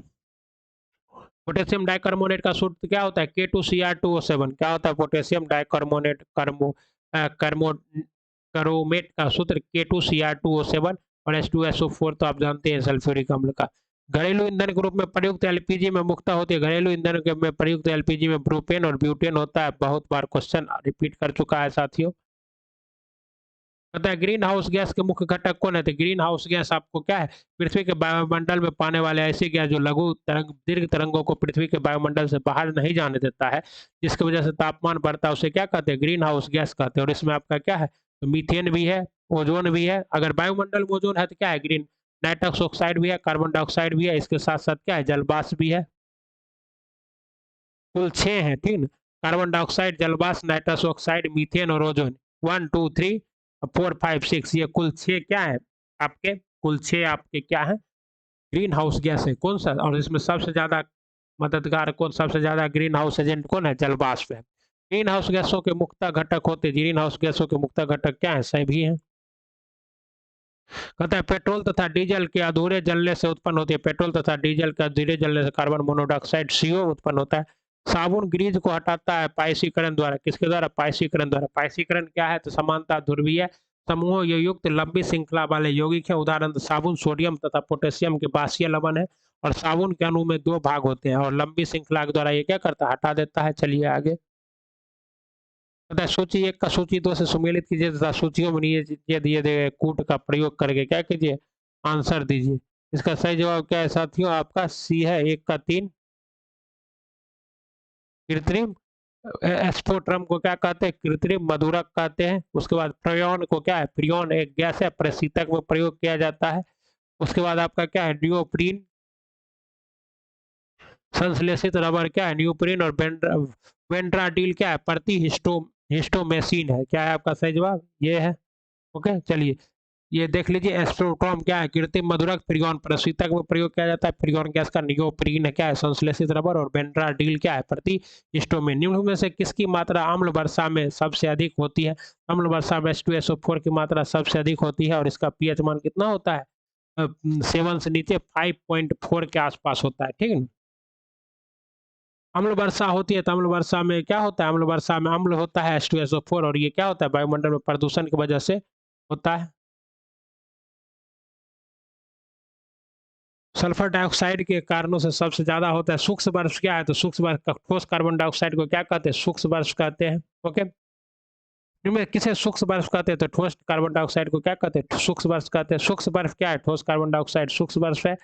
चूने के पानी किसके द्वारा दूधिया हो जाता है? तो चूने के पानी में CO2 कार्बन डाइऑक्साइड मिलाने से क्या हो जाता है? दूधिया हो जाता है। देखिए CaOH का होल 2 प्लस CO2 तो CaCO3 प्लस H2O, तो ये दूधिया हो गया और H2O जल बाहर। तो इसमें से कौन सा सीमेंट का मुख्य घटक है? तो जिप्सम सीमेंट का मुख्य घटक है, लेकिन सिलिका मिट्टी भी सीमेंट में होता है, चूना पत्थर भी होता है, इसलिए इसका जवाब क्या दिया है? ई दिया है। लेकिन मुख्य घटक कौन होता है आपका? जिप्सम ही होता है। ठीक। एक कार बैटरी में प्रयुक्त विद्युत अपघट्ट होता है। एक कार बैटरी में प्रयुक्त विद्युत अपघट्ट सल्फ्यूरिक अम्ल होता है। बहुत बार रिपीट कर चुका है। इनमें से किसमें कार्बन नहीं है? हीरा, ग्रेफाइट, कोयला सभी में कार्बन है, तो उपयुक्त में से कोई नहीं। इनमें से कौन में सबसे सस्ता कौन है? सबसे सस्ता कौन है? सबसे सख्त सॉरी हार्ड कौन है? तो हीरा है।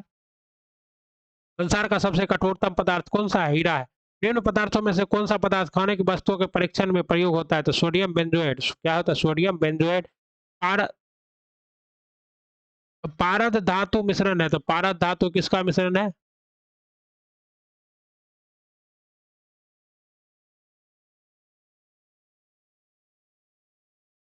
पारद धातु किसका मिश्रण है साथियों? तो पारद युक्त मिश्र धातु होती है। पारद धातु क्या होती है? पारद युक्त मिश्र धातु होती है। अतः खाना बनाने में प्रयोग की जाने वाली गैस मुक्ता है। खाना बनाने में प्रयोग की जाने वाली गैस मुक्ता क्या है? मीथेन है। इनमें से निम्न धातुओं में कौन सामान्य ताप पर द्रव है? तो निम्न धातुओं में कौन समान ताप पर द्रव है? पारा। ठोस कपूर से कपूर वाष्प बनने की प्रक्रिया को क्या कहते हैं? ऊर्ध्वापातन कहते हैं। सफाई के बर्तन को, पीतल के बर्तन को कुलाई करते समय गर्म बर्तन की सफाई के लिए प्रयोग किया जाने वाला अमोनियम क्लोराइड चूर्ण से निकलने वाला धुआं क्या है? धुआं अमोनिया और हाइड्रोक्लोराइड का एसिड। क्या है? अमोनिया। नींबू खट्टा किसके कारण होता है? तो नींबू में आपको पता है क्या होता है? एसिटिक अम्ल होता है। क्या होता है? एसिटिक अम्ल होता है साथियों। और सिरका में साइट्रिक एसिड होता है। ठीक है। सॉरी, सिरका में एसिटिक अम्ल होता है और नींबू में साइट्रिक एसिड होता है। सॉरी साथियों। नींबू में साइट्रिक अम्ल पाया जाता है, जिसका कारण वाहनों से निकलने वाली गैस कौन सी होती है? तो वाहनों से निकलने वाली गैस कार्बन डाइऑक्साइड होती है ज्यादातर, लेकिन कार्बन मोनोऑक्साइड मीथेन भी निकलता है। इसलिए क्या है आपका जवाब? ये है। स्टील को कठोरता प्रदान करने के लिए बढ़ाई जाती है। स्टील को कठोरता कार्बन की मात्रा बढ़ाई जाती है। इस खनिज से रेडियम प्राप्त किया जाता है। तो रेडियम पिंच ब्लेड से। पिंच ब्लेड क्या है? रेडियम का अयस्क है। ओके। पिंच ब्लेड में रेडियम का अनुपात अत्यधिक कम है। क्यूरी दंपति ने रेडियम की प्राप्ति के लिए पिंच ब्लेड किया ही शोधन। तैरने के तालाब में में तैरने से मनुष्य की त्वचा जल जाती है। क्यों? क्योंकि क्लोरीन के कारण उसमें क्लोरीन घुला रहता है। हाइड्रोजन को जलने पर क्या बनेगा? हाइड्रोजन जलाएंगे तो उससे क्या बनेगा? हाइड्रोजन जलाएंगे तो उससे जले बनेगा। क्या बनेगा? जल बनेगा, पानी बनेगा। पता है सोने को घोला जा सकता है, एक्वारेजिया में घोला जा सकता है। सल्फ्यूरिक अम्ल तथा सल्फ्यूरिक नहीं, सोने को एक्वारेजिया में घोला जा सकता है। एक्वारेजिया सांद्र नाइट्रिक एसिड, सांद्र नाइट्रिक एसिड और सल्फ्यूरिक अम्ल का क्या है? मिश्रण है। सॉरी, हाइड्रोक्लोरिक अम्ल का मिश्रण है। सांद्र नाइट्रिक एसिड और हाइड्रोक्लोरिक अम्ल का मिश्रण है। और ये नाइट्रिक एसिड कितना रहता है? 1। और हाइड्रोक्लोरिक एसिड कितना रहता है? 3। ओके। हाइड्रोफ्लोरिक एसिड कांच की बोतल में नहीं रखा जाता है, क्योंकि यह क्या करता है? यह कांच से सिलिकॉन डाइऑक्साइड कर देता है। वायु में थोड़ी देर रखने पर किसी धातु के ऊपर हरे रंग के बेसिक कार्बोनेट की परत जम जाती है। वह धातु क्या है? तो वह धातु है तांबा। क्या है? तांबा है। विस्फोटक नाइट्रोग्लिसरीन है एक। विस्फोटक नाइट्रोग्लिसरीन क्या है? एक एस्टर है जिसका प्रयोग विस्फोटक की तरह किया जाता है। घरेलू एलपीजी सिलेंडरों में दाब मापक नहीं प्रदान किए जाते क्योंकि इसका कोई ये एलपीजी द्वारा चोक हो जाते हैं। एलपीजी द्वारा दाब मापक क्या हो जाएगा? चोक हो जाएगा, खराब हो जाएगा, बंद हो जाएगा। इनमें से किस खनिज द्वारा लोहा प्राप्त किया जाता है? तो लोहा जो है हेमाटाइट, मैग्नेटाइट, सीडेटाइट, ये सभी क्या है? लोहा का अयस्क से। विरंजक चूर्ण के लिए कौन सा कथन सत्य है? तो विरंजक चूर्ण जल में अधिक विलय होता है। और विरंजक चूर्ण किससे बनता है? क्लोरीन से। CaOCl2 को ही विरंजक चूर्ण कहते हैं, प्लस CO2, तो CaOCl3 प्लस Cl2। जस्ते का एक आयतन भाग घनत्व 7100 किग्रा प्रति मीटर क्यू को दो आयतन भाग तांबे घनत्व 8900 किग्रा प्रति मीटर क्यू से मिलाने पर पीतल बनता है। पीतल का घनत्व कितना होगा? तो पीतल का घनत्व कितना होगा? तो देखिए 3 गुना पीतल, 1 भाग जस्ता, 2 भाग तांबा, तो ये दोनों गुना किया, सबको गुना किया है 8300 केजी, 8300 केजी मीटर क्यूब। आइए अगला सवाल है, जस्ते के से एक बर्तन पर विद्युत लेपन की विधि में जस्ते से एक बर्तन पर विद्युत को ऋण ध्रुव से शुद्ध जस्ते के धन ध्रुव बनाया जाता है। स्टेनलेस स्टील का मिश्र धातु है। स्टेनलेस स्टील क्या है? लोहा, क्रोमियम और निकेल का मिश्र धातु है। स्टेनलेस स्टील मिश्र धातु है। आयरन का इतना परसेंट होता है? 89.4%, क्रोमियम में 10%, मैग्नीज 0.35% और कार्बन 2.5%। स्टेनलेस स्टील मिश्रण है लोहा और क्रोमियम, और इसमें तो मान लीजिए क्या है? ई नहीं है तो ही होगा। निम्नलिखित में से किस में ऋणात्मक आवेश होती है?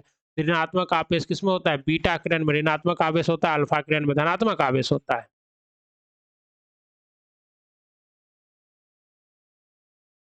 अतः निम्नलिखित में से कौन सा इलेक्ट्रॉनिक संरूपण धातु तत्व के लिए होता है? तो ये आपका 2882, लास्ट में कितना है? 2 है, तो ये धातु है क्योंकि ये अपना इलेक्ट्रॉन क्या करेगा? आसानी से त्याग देगा। CO समूह का आबंध क्रम क्या है? CO समूह का आबंध क्रम कितना है? 3 है। CO कार्बन मोनोऑक्साइड का आबंध क्रम कितना है? 3। जिस तत्व के परमाणु में 2 प्रोटॉन, 2 न्यूट्रॉन और 2 इलेक्ट्रॉन है, उस तत्व की परमाणु संख्या कितनी होगी? 2 2 4, कितना होगा? 4। और ये किसका होगा? तो परमाणु संख्या 4 किसका है? Hydrogen, helium, lithium, beryllium. तो बेरिलियम होगा। सल्फर हाइड्रो हेक्साफ्लोराइड अणु का आकार कौन सा होगा? सल्फर हेक्साफ्लोराइड अणु का आकार अष्टफलकीय होता है। एक तत्व एक्स की महत्तम कक्षा में 4 इलेक्ट्रॉन है। हाइड्रोजन के साथ इसके यौगिक का कौन सा सूत्र होगा? तो इसका सूत्र होगा DXH4।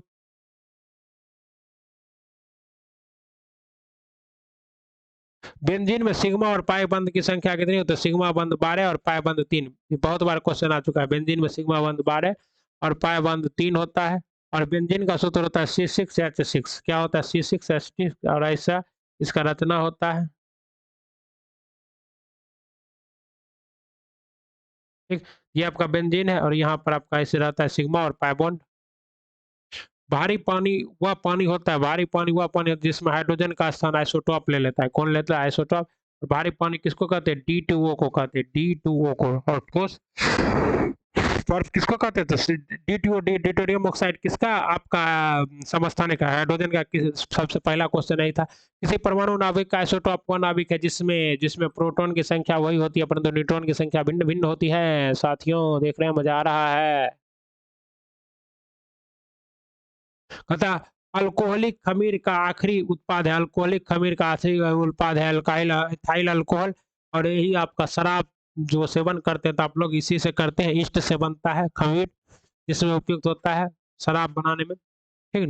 ये देखिए C12H22O11 शक्कर से जो गम बनता है H2O, और इसको क्या किया? ग्लूकोज और फ्रक्टोज बदल दिया, और फिर इसके बाद इसको क्या किया? C2H5OH में बदल दिया और बन गया क्या चीज? Ethyl alcohol. शराब गांव में पिया, छपरा में 77 आदमी क्या हुआ? भगवान को प्यारा हो गया। साथियों ग्लूकोज को एथिल अल्कोहल में किस एंजाइम के द्वारा बदला जा सकता है? ग्लूकोज के एथिल अल्कोहल में जाइमेज के द्वारा। शक्कर के किण्वन से क्या बनता है? तो शक्कर के किण्वन से आपका इथाइल अल्कोहल बनता है। अभी तुरंत बताए साथियों। चलिए ग्लूकोज का सूत्र है C6H12O6, C6H12O6 ग्लूकोज का, और ये चीनी का सूत्र है। किसका? चीनी का। ओके। यूरिया में उपस्थित होने वाले तत्व हैं। यूरिया में उपस्थित होने वाले CHNO यूरिया में उपस्थित। अपमार्जक क्या है? तो अपमार्जक शोधन अभिकर्ता है। अपमार्जक क्या है? शोधन अभिकर्ता। इनमें कौन सा पदार्थ साबुन बनाने में प्रयुक्त होता है? वनस्पति तेल साबुन बनाने में प्रयुक्त होता है। पीतल कौन से? पिताजी, आप लोग ट्रिक याद रखिएगा, पिताजी। तांबा और जस्ता, तांबा और जस्ता का मिश्र धातु है। तीसरे और चौथे समूह के ऑक्साइड का सामान्य गुणधर्म क्या है? तो तीसरे और बेसिक और एसिडिक क्या है? बेसिडिक। रेडियोधर्मी पदार्थ उत्सर्जित करता है। उपरोक्त सभी अल्फा, बीटा और गामा किरणें उत्सर्जित करता है स्वतंत्र रूप से, इसलिए तो इसको क्या कहते हैं? रेडियो। हवा में जिस गैस की मात्रा सबसे अधिक है वह कौन? हवा में जिस गैस की मात्रा सबसे अधिक है वह है नाइट्रोजन। वायु एक क्या है? तो वायु एक क्या है? मिश्रण है। क्या है? मिश्रण है। मिश्रण मिश्रण मिश्रण मिश्रण। नाइट्रोजन 78.09%, ऑक्सीजन 20.95%, आर्गन 0.393% और कार्बन डाइऑक्साइड 0.036%। मच्छर भगाने की वाली दवाओं में सक्रिय रूप से क्या होता है? एलिथ्रीन। क्या होता है? एलिथ्रीन नामक यौगिक मच्छर भगाने वाली दवाओं में सक्रिय। जल की अस्थायी कठोरता का कारण है कैल्शियम तथा मैग्नीशियम क्लोराइड के सल्फेट। क्या है? कैल्शियम मैग्नीशियम क्लोराइड के सल्फेट। ओके। कठोर पानी में जो अपमार्जक साबुन लगने से झाग सहजता से उत्पन्न नहीं करता है इसे। हास्य गैस क्या है? तो हास्य गैस है आपका नाइट्रस ऑक्साइड N2O। क्या है? हास्य गैस है। निम्नलिखित में से किसे हंसने वाली गैस कहा जाता है? नाइट्रस ऑक्साइड को हास्य गैस कहा जाता है। सूची 1 का सूची 2 से मिलान कीजिए। आपको कारक त्वचा कैंसर, पराबैंगनी किरणें, ध्वनि प्रदूषण को डेसिबल में, वैश्विक तापमान किससे? कार्बन डाइऑक्साइड से बढ़ रहा है, और ओजोन परत में छिद्र किससे हो रहा है? क्लोरोफ्लोरोकार्बन से हो रहा है। ओके। आइए साथियों, अब जीव विज्ञान की तरफ चलते हैं और जहां से आपको सबसे ज्यादा प्रश्न आता है। ठीक है। पुस्तक द ओरिजिन ऑफ स्पेसीज के लेखक कौन है? तो चार्ल्स डार्विन है। चार्ल्स डार्विन ने विकासवाद का सिद्धांत भी दिया था। मानव तंत्र में इनुसुलिन किसका उपापचय मेटाबॉलिज्म नियंत्रित करता है? ये किसका? कार्बोहाइड्रेट का मेटाबॉलिज्म नियंत्रित करता है। इनुसुलिन अग्नाशय संस्था भी होता है। यह हार्मोन एक प्रोटीन है जो ग्लूकोज समस्थानिक समझ। निम्नलिखित में से एंटीबायोटिक है, तो एंटीबायोटिक निम्न में से क्या है? तो पेनिसिलिन और एस्पिरिन, ये पैरासीटामोल, ये सभी क्या है? उपयुक्त में से पेनिसिलिन तथा सल्फर डाइजीन एंटीबायोटिक है। पेनिसिलिन और सल्फर डाइजीन क्या है? एंटीबायोटिक। निम्न में से कौन सा मुक्त कार्बोहाइड्रेट है? तो गेहूं, चावल, मक्का, ये सभी क्या है? कार्बोहाइड्रेट है। लेकिन सबसे ज्यादा किसमें? इसका तो जवाब ही होना चाहिए, सब कार्बोहाइड्रेट है। चलिए, कहता है कीट संवर्धन क्या है? तो कीटों की वृद्धि करने के विज्ञान को क्या कहते हैं? कीट संवर्धन कहते हैं। ओके। जेनेटिक्स निम्न में से किसका अध्ययन है? तो जेनेटिक्स डीएनए की सॉरी अनुवांशिकता का अध्ययन है जेनेटिक्स, और जिसकी जीवधारा अनुवांश है जेनेटिक्स। ओके। जीव गर्भ में भ्रूण के विकास को जानने के लिए निम्नलिखित में से किरणों तरंगों में से किसका उपयोग किया जाता है? तो ये किया जाता है पराध्वनिक तरंगों का। किसका? अल्ट्रा पराध्वनिक तरंगों का प्रयोग किया जाता है। निम्न में से कौन सा सच्चा फल नहीं है? तो आपको पता है वैसा फल जो क्या होता है आपका बीजाणु से नहीं बनता, उसे सच्चा फल नहीं कहते। और इसमें सेब कैसा फल नहीं है? सच्चा फल नहीं है।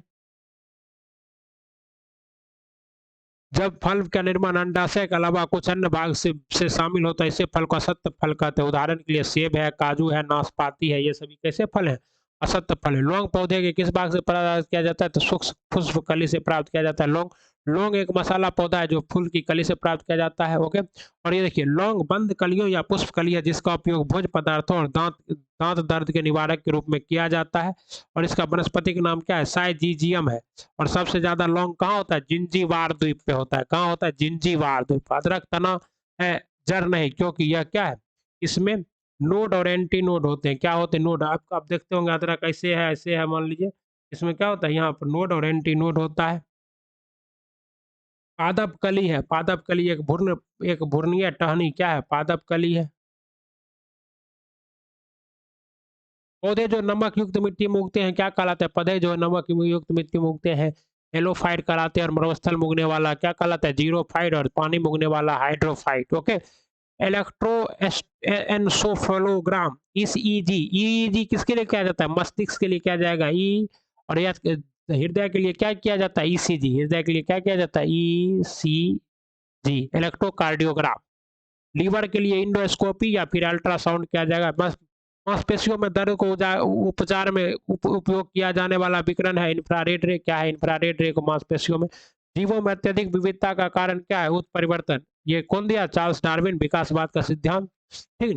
नव डार्विनवाद कहते हैं आधुनिक दर नव डार्विनवाद के अनुसार जीवों में साधारण उपवर्तन का कारण, जैसे डायनासोर से कैसे आदमी। मेंडल ने आनुवंशिकता का सिद्धांत किस पर आधारित है? तो मेंडल का आनुवंशिकता सिद्धांत लैंगिक जनन। डीएनए की खोज किसने की थी? तो डीएनए की खोज तो क्या था आपका? डबल हेलिक्स मॉडल का खोज किया था बास्टन एवं क्रिक ने। लेकिन डॉक्टर एक यह गलत धारणा एक जेम्स वाटसन और क्रिक ने क्या किया था? क्रिक एमएच विल्सन तथा फ्रैंकलिन नामक वैज्ञानिक ने डीएनए की खोज की थी। क्रिक एमएच विल्सन और ये डबल हेलिक्स मॉडल का खोज किया था। ओके, और डीएनए का प्रयोगशाला में संश्लेषित कौन किया था? हरगोविंद खुराना। ओके, आपको साथ ही वीडियो कैसा लग रहा है कमेंट बॉक्स में लिखिए। जीव क्रियाओं और प्लीज वीडियो को लाइक सब्सक्राइब और शेयर कर दीजिए। अगर अभी तक आप बने हुए हैं तब तो आप जरूर ऐसा कर दीजिए।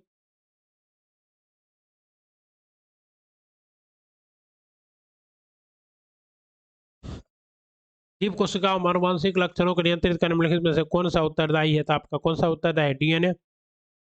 यकृत एवं मांसपेशियों में ऊर्जा जमा होती है, यकृत एवं मांसपेशियों में ऊर्जा जमा होती है ग्लाइकोजन के रूप में। चलिए, मानव शरीर में होता है लगभग, मानव शरीर में लगभग होता है 70% क्या होता है? पानी होता है। तो विटामिन जो रक्त के थक्के बनने में प्रभावी होता है उसे क्या कहते हैं? विटामिन के कहते हैं। और विटामिन के और ये रक्त का थक्का जिसमें नहीं बन पाता उसमें कौन सी बीमारी होती है? हीमोफीलिया होती है। इनमें से कौन सा विटामिन प्रतिस्पंदक विषों के प्रतिविष प्रतिकारक के रूप में प्रयोग किया जाता है? तो ये आपका कौन सा है? विटामिन के। इनमें से किस विटामिन को ऑर्गो कैल्सीफेरॉल कहते हैं? तो ऑर्गो कैल्सीफेरॉल कहते हैं। विटामिन D2 को क्या कहते हैं? ऑर्गो कैल्सीफेरॉल। क्योंकि मानव शरीर में विटामिन ए भंडारित रहता है, तो मानव शरीर में विटामिन ए यकृत में भंडारित रहता है। विटामिन ए का रासायनिक नाम क्या है? रेटिनॉल है। और जिसकी कमी से रतौंधी रोग होती है या नहीं जाना किधर। चलिए, निम्नलिखित में से कौन सा युग्म सही सुमेलित है? रेटिनॉल। जीरो थैलेमिया क्या है? सही सुमेलित नहीं है। टेकोपेरोल, बेरी बेरी विटामिन बी की कमी से होती है। टेकोपेरोल की कमी से नपुंसकता होता है। इसे विटामिन ई है। टेकोपेरोल क्या है? विटामिन ई है साथियों। ओके, आपका क्या है? यही सुमेलित नहीं है। और साइनोकोबालामिन रक्त अल्पता और अर्गे कैल्सीफेरॉल से रिकेट्स होता है, जिसको विटामिन D2 का। निम्नलिखित में से किस युग्म में सही सुमेल नहीं है? तो सही सुमेल क्या है? विटामिन बी वन संतरा में। संतरा में विटामिन सी पाया जाता है। विटामिन डी क्वाड यकृत ये सही सुमेलित है। लेकिन विटामिन ई गेहूं के अंकुर तेल में हो सकता है। विटामिन के अल्फा अल्फा में, तो ये सुमेलित नहीं है। यानी कि क्या है आपका जवाब? ई है। देख लेते हैं। सूर्य का प्रकाश एवं क्वाड यकृत तेल विटामिन डी के संबंध स्रोत है। गेहूं का तेल यकृत विटामिन ई का प्रमुख स्रोत है। जबकि अल्फा अल्फा में विटामिन के प्रचुर मात्रा मिल जाती है। संतरा में विटामिन सी का प्रमुख स्रोत तथा इसमें विटामिन बी वन भी बहुत कम मात्रा में होता है। तब विकल्प क्या है? ई अभीष्ट उत्तर है। जिस विटामिन में कोबाल्ट होता है वह है विटामिन B12। क्या है? विटामिन B12 में कोबाल्ट होता है। एक स्वस्थ एक स्वस्थ व्यक्ति मनुष्य में रक्त का कुल परिमाप कितना होता है? एक स्वस्थ 5 से 6 लीटर कितना होता है? 5 से साधन ट्रांसफ्यूजन में रक्त न केवल रक्त के प्रकार में बल्कि डैश में भी संगत होता है। RH फैक्टर के रूप में भी संगत होता है। RH फैक्टर का खोज कौन किया था? तब रक्त ब्लड ग्रुप का खोज किया था लैंड स्टीनर। और RH फैक्टर का खोज किया था इसी का शिष्य वीनर। इस बंदर से, वीनर ने रिसस नामक बंदर से किया था। इसमें से रक्त दाब का मापक यंत्र कौन सा है? रक्त दाब को हम लोग स्फेग्नोमोनोमीटर से नापते हैं। ओके, और आपको पता है स्फेग्नोमीटर के द्वारा रक्त दाब हमारा हाईएस्ट 120 एचजी और मिनिमम 80 एचजी होना चाहिए। विक्र में प्रति मिनट औसत प्रवाह होता है। विक्र में प्रति मिनट औसत प्रवाह होता है 1200 सीसी। कितना होता है? 1200 सीसी। इंसुलिन है। इंसुलिन क्या है? एक आपका प्रोटीन है। जितने भी इंजाइम होते हैं वो क्या होते हैं? प्रोटीन होते हैं साथियों। इनमें से कौन सा हार्मोन है? तो निम्नलिखित में से कौन सा हार्मोन है? इंसुलिन हार्मोन है, जो कि बीटा कोशिका। महिला में सेक्स हार्मोन क्या है? तो महिला में सेक्स हार्मोन है एस्ट्रोजन। ठीक। और ऑक्सीटोसिन की वजह से महिलाओं में क्या होता है? दुग्ध का स्राव होता है। और प्रसव पीड़ा को कम करने में किसका योगदान है? ऑक्सीटोसिन को। प्रोजेस्टेरोन एक हार्मोन है जिसका उत्पाद की स्त्रियों में अंडाशय की गर्भीय पुटिकियाओं की टीका है। और हम लोग में क्या होता है? तो हम लोग में टेस्टोस्टेरोन होता है। ओके, इनमें से कौन सा हार्मोन स्तन ग्रंथियों से दूध का स्रवण करने में भूमिका निभाती है? यह कौन है? ऑक्सीटोसिन। में से किस हार्मोन में आयोडीन मिली होती है? कौन सा हार्मोन में? थायरॉक्सिन हार्मोन में आयोडीन मिली रहती है। क्यूस प्यूटेटरी ग्रंथि स्थित होती है। प्यूटेटरी ग्रंथि किस में स्थित होती है? आपको मस्तिष्क में। कहाँ स्थित होती है? मस्तिष्क में स्थित रहती है। प्रकाश संश्लेषण होता है क्लोरोप्लास्ट में। ओके, और प्रकाश संश्लेषण की वजह से ही पौधे क्या होते हैं? उत्पादक होते हैं। प्रकाश संश्लेषण का उत्पाद है, तो प्रकाश संश्लेषण का उत्पाद क्या है? CO2 नहीं, बल्कि O2 है उत्पाद, CO2 तो यूज़ होता है। सौर ऊर्जा का एटीपी में बदलती है, सौर ऊर्जा क्लोरोप्लास्ट के द्वारा बदलती है। कोशिका भित्ति कोशिका का शक्ति स्रोत क्या है? तो कोशिका का शक्ति स्रोत है माइटोकॉन्ड्रिया। क्या है? माइटोकॉन्ड्रिया। माइटोकॉन्ड्रिया का क्या कहा जाता है? Powerhouse of the cell कहा जाता है माइटोकॉन्ड्रिया। भ्रूण किसमें मिलता है? तो भ्रूण आपको बीज में मिलता है। निम्न में से कौन प्रतिजैविक औषधि है? प्रतिजैविक औषधि आपका कौन सा है? तो क्लोरो फेनिनोल एवं एक प्रतिजैविक औषधि है जिसका उपयोग बैक्टीरियल इन्फेक्शन के उपचार में किया जाता है। और सल्फागुआनिडीन एक प्रकार का सल्फानोडाइमाइड प्रतिजैविक है जो कि तो ये क्या है आपका? ये और ये दोनों क्या है? ये और ये दोनों आपके प्रतिजैविक हैं। तो इसलिए टाइफाइड तथा कोलेरा विशिष्ट उदाहरण है। जल जन्य रोग के क्या है? विशिष्ट उदाहरण है। मनुष्य में अल्फा टॉक्सिन खाद्य विषाक्त तंत्र द्वारा समानता कौन सा अंग प्रभावित होता है? यकृत प्रभावित होता है। और कोई भी हम विषाक्तन चीज खाएंगे तो हमारा क्या प्रभावित होगा साथियों? यकृत ही प्रभावित होगा। इसलिए बिसरा टेस्ट किया जाता है यकृत के लिए ही कि कोई आदमी जहर खा के मरता है तो कौन सा टेस्ट होता है? बिसरा टेस्ट। मनुष्य में कहता है मनुष्य में शरीर के किस अंग में लिम्फोसाइट का निर्माण होता है? तो लिम्फोसाइट का निर्माण कहाँ होता है? अस्थिमज्जा में भी होता है और थोड़ा बहुत क्या होता है? यकृत में भी होता है। इसलिए जवाब क्या होगा? ये होगा। फिलहा झिल्ली में थाइमस ग्रंथि, अस्थिमज्जा आदि में लिम्फोसाइट का निर्माण होता है। लिम्फोसाइट को ही हम लोग व्हाइट ब्लड सेल कहते हैं। ओकोजिन से संबंधित है, ओकोजिन संबंधित है कर्क रोग से। कर्क रोग मतलब कैंसर रोग से। ओकोजिन एक सामान्य जीन है जो कि कैंसर कर्क रोग के लिए उत्तरदायी होता है। सर्वप्रथम इसकी पहचान आर SRC के रूप में की गई थी। वर्ष 1970 में खोजा गया घटक मुर्गियों में कैंसर, रक्त कैंसर, ल्यूकेमिया की रोकथाम में प्रयोग किया जाने वाला रेडियो समस्थानिक क्या है? तो कोबाल्ट 60। और फिर क्या है आपका? कोबाल्ट 60 के साथ साथ रेडियो फास्फोरस 32। रेडियो फास्फोरस 32 और कोबाल्ट 60 दोनों का प्रयोग किया जाता है। इसलिए जवाब क्या होगा? ये होगा। तीव्रता एवं प्रतियोगिता के आधार पर निम्नलिखित में से कौन सा कर्क रोग उत्पन्न कर सकता है तथा उसका उपचार भी करता है? तो ये तो तंबाकू है जो कर्क रोग उत्पन्न करता है। लेकिन और देख लेते हैं। लेकिन आयनियन विकिरण, ओके, सहज प्रणाली। देखिए ये पढ़ लेते हैं। आयनियन विकिरण ही वह कारक है जो कि कर्क रोग उत्पन्न कर सकता है और क्या कर सकता है? और उपचार भी कर सकता है। विकिरण चिकित्सा में कैंसर की कोशिकाओं को संकुचित गांठ को नष्ट करने के लिए आयनीकरण विकिरण का उपयोग किया जाता है। अतः सहज प्रणाली का परिवर्धन निम्नलिखित में से कौन करता है? सहज प्रणाली का प्रबंधन प्राणी की स्वपोषी क्रिया द्वारा होता है। ओके, शरीर का तापक्रम नियंत्रित करता है हाइपोथैलेमस ग्रंथि। रक्त, प्यार, घृणा, द्वेष, आवेश ये सब भी कौन करता है नियंत्रित?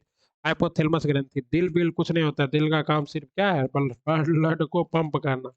शरीर का तापमान नियंत्रित होता है हाइपोथैलेमस ग्रंथि के द्वारा। लैंगिक जनन से अनुवांशिक वितरण कैसे होता है? जीन के सम्मिश्रण से। जीन के सम्मिश्रण से, आपको पता है जीन XY होता है। ओके, और इसी के द्वारा होता है। उपयुक्त सभी है तो चलिए, जीन के सम्मिश्रण, क्रोमोसोम में बदलाव एवं जीन के मिश्रण में उपयुक्त तीनों ही। DNA को कितने अंतः पात्र में बनाया था? अंतः पात्र में कौन बनाया? ऑर्थर कॉर्नबर्ग ने। ऑर्थर कॉर्नबर्ग ने सर्वप्रथम DNA को अंतः पात्र में बनाया। कौन? Arthur corn. पार्किंसंस बीमारी के उपचार के विकास के लिए किसको नोबेल पुरस्कार दिया गया? किसको? और ऑब्डी कॉल्सन को दिया गया नोबेल पुरस्कार। किसको? ऑब्डी कॉल्सन को कब दिया गया? 2000 ईस्वी में फिजियोलॉजी और मेडिसिन में नोबेल पुरस्कार सम्मानित किया गया। पता है कौन सा दिन डायबिटीज दिवस के रूप में मनाया जाता है? 14 नवंबर बाल दिवस के दिन ही डायबिटीज दिवस भी मनाया जाता है। सबसे छोटा जीव जो स्वयं विकास एवं प्रजनन कर सकता है वह कौन सा है? तो माइक्रोप्लाज्मा है। इस सबसे छोटा जीव वही है माइक्रोप्लाज्मा साथियों। सबसे छोटी कोशिका भी इसको कहते हैं माइक्रोप्लाज्मा पृथ्वी पर। लेकिन जैसे किसकी कोशिका में कोई एंजाइम नहीं होता है? तो विषाणु वायरस की कोशिका में कोई एंजाइम नहीं होता है क्योंकि बाहर रहता है तो मरा हुआ रहता है, अंदर आता है तो जीवित हो जाता है। ठीक है। और विषाणु शब्द की खोज लैटिन भाषा वायरस से हुई है जिसका शाब्दिक अर्थ विषाणु होता है। और इसका खोज कौन किया था? विषाणु का खोज ये देखिए पेट के अंदर है लेकिन मुंह में नहीं है। इवान वास्की ने किया था। किसने किया था? इवान वास्की ने किया था। बिल तथा मिलिंगा गेट्स फाउंडेशन द्वारा स्थापित भारत के लिए कार्यक्रम हवन AVAHN हवन किसके प्रतिरोध के लिए कार्यरत है? तो ये HIV एड्स के लिए। HIV एड्स की जांच के लिए कौन सा टेस्ट किया जाता है? एलिसा टेस्ट किया जाता है। सर्वप्रथम मानव हृदय प्रत्यारोपण दक्षिण अफ्रीका में क्रिस्टियन बर्नार्ड ने किया था। हाल ही में इनकी मृत्यु हो गई। जीवाणु को खोज किसने किया? ल्यूवन वर्थ। लेकिन जीवित जीवाणु का खोज ल्यूवेनहॉर्क और मृत जीवाणु का खोज रॉबर्ट हुक ने किया था। सीखना साथियों, याद रखिएगा। कहता है बायोडिग्रेडेबल अपशिष्ट को आमतौर पर जिसकी मदद से उपयोगी पदार्थ में बदला जा सकता हुआ है क्या चीज, वह आपका है बैक्टीरिया। क्या है? बैक्टीरिया है। कणीय तत्व क्या है? तो कणीय तत्व वायु प्रदूषित है। कणीय तत्व वायु प्रदूषित है, जिसको आप लोग पीएम पार्टिकल्स भी कहते हैं, पार्टिकुलर मैटर्स। ओके, और ये पेट्रोल से निकलता है, जिसको आप लोग सीसा भी कहते हैं। पता है संवहनीय वैस्कुलर पौधे में पानी ऊपर किससे आता है? तो ये जाइलम टिश्यू से आता है, और फ्लोएम टिश्यू से खाना नीचे जाता है। ठीक है। सोडियम सेल्सियस स्केल पर मानव शरीर का तापमान कितना होता है? तो सेल्सियस स्केल पर 36.9 डिग्री सेल्सियस, और फॉरेनहाइट की हाइट पे 98.4 डिग्री फॉरेनहाइट। चलिए, सर्वदाता रक्त समूह, तो सर्वदाता ओ निगेटिव को कहते हैं, और सर्वग्राही ए बी पॉजिटिव को कहते हैं।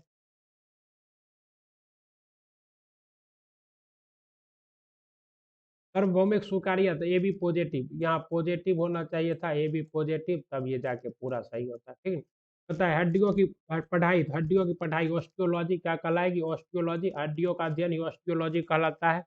सेरोलॉजी, छिपकलियों का अध्ययन क्या कहलाता है? ऑस्टियोलॉजी। ऑस्टियो का, और ओलोलॉजी के अंतर्गत पर्वतों का अध्ययन किया जाता है। सेरोलॉजी के अंतर्गत सीरम के वैज्ञानिक अध्ययन किया जाता है। और जियोलॉजी के अंतर्गत पृथ्वी की आंतरिक संरचना का या सीमा निपे। केसुरी की रज्जु में किसकी कितनी जोड़ी हड्डियां पाई जाती थी? 31 जोड़ा पाया जाता है। मनुष्य मनुष्य के जीवन काल में कितने दांत दो बार आते हैं? तो 20 दांत दो बार आते हैं, इसलिए मनुष्य को द्विबार दंती कहा जाता है। मनुष्य की खोपड़ी में कितनी अस्थियां होती है? 28 अस्थियां होती है मनुष्य की खोपड़ी में। ओके। कपाल में 8 हड्डियां, मुख में 14, इसलिए 14वीं का चांद हो, या फिर आफताब हो, जो गाना बना है उसमें एकदम क्या है, फिट है कि 14 हड्डियां होती, 14वीं का चांद हो, यहाँ बेताब हो, जो भी हो तुम खुदा। मनुष्य के शरीर में पैरों की हड्डी कितनी होती है? मनुष्य के शरीर में पैरों की हड्डी ठोस होती है।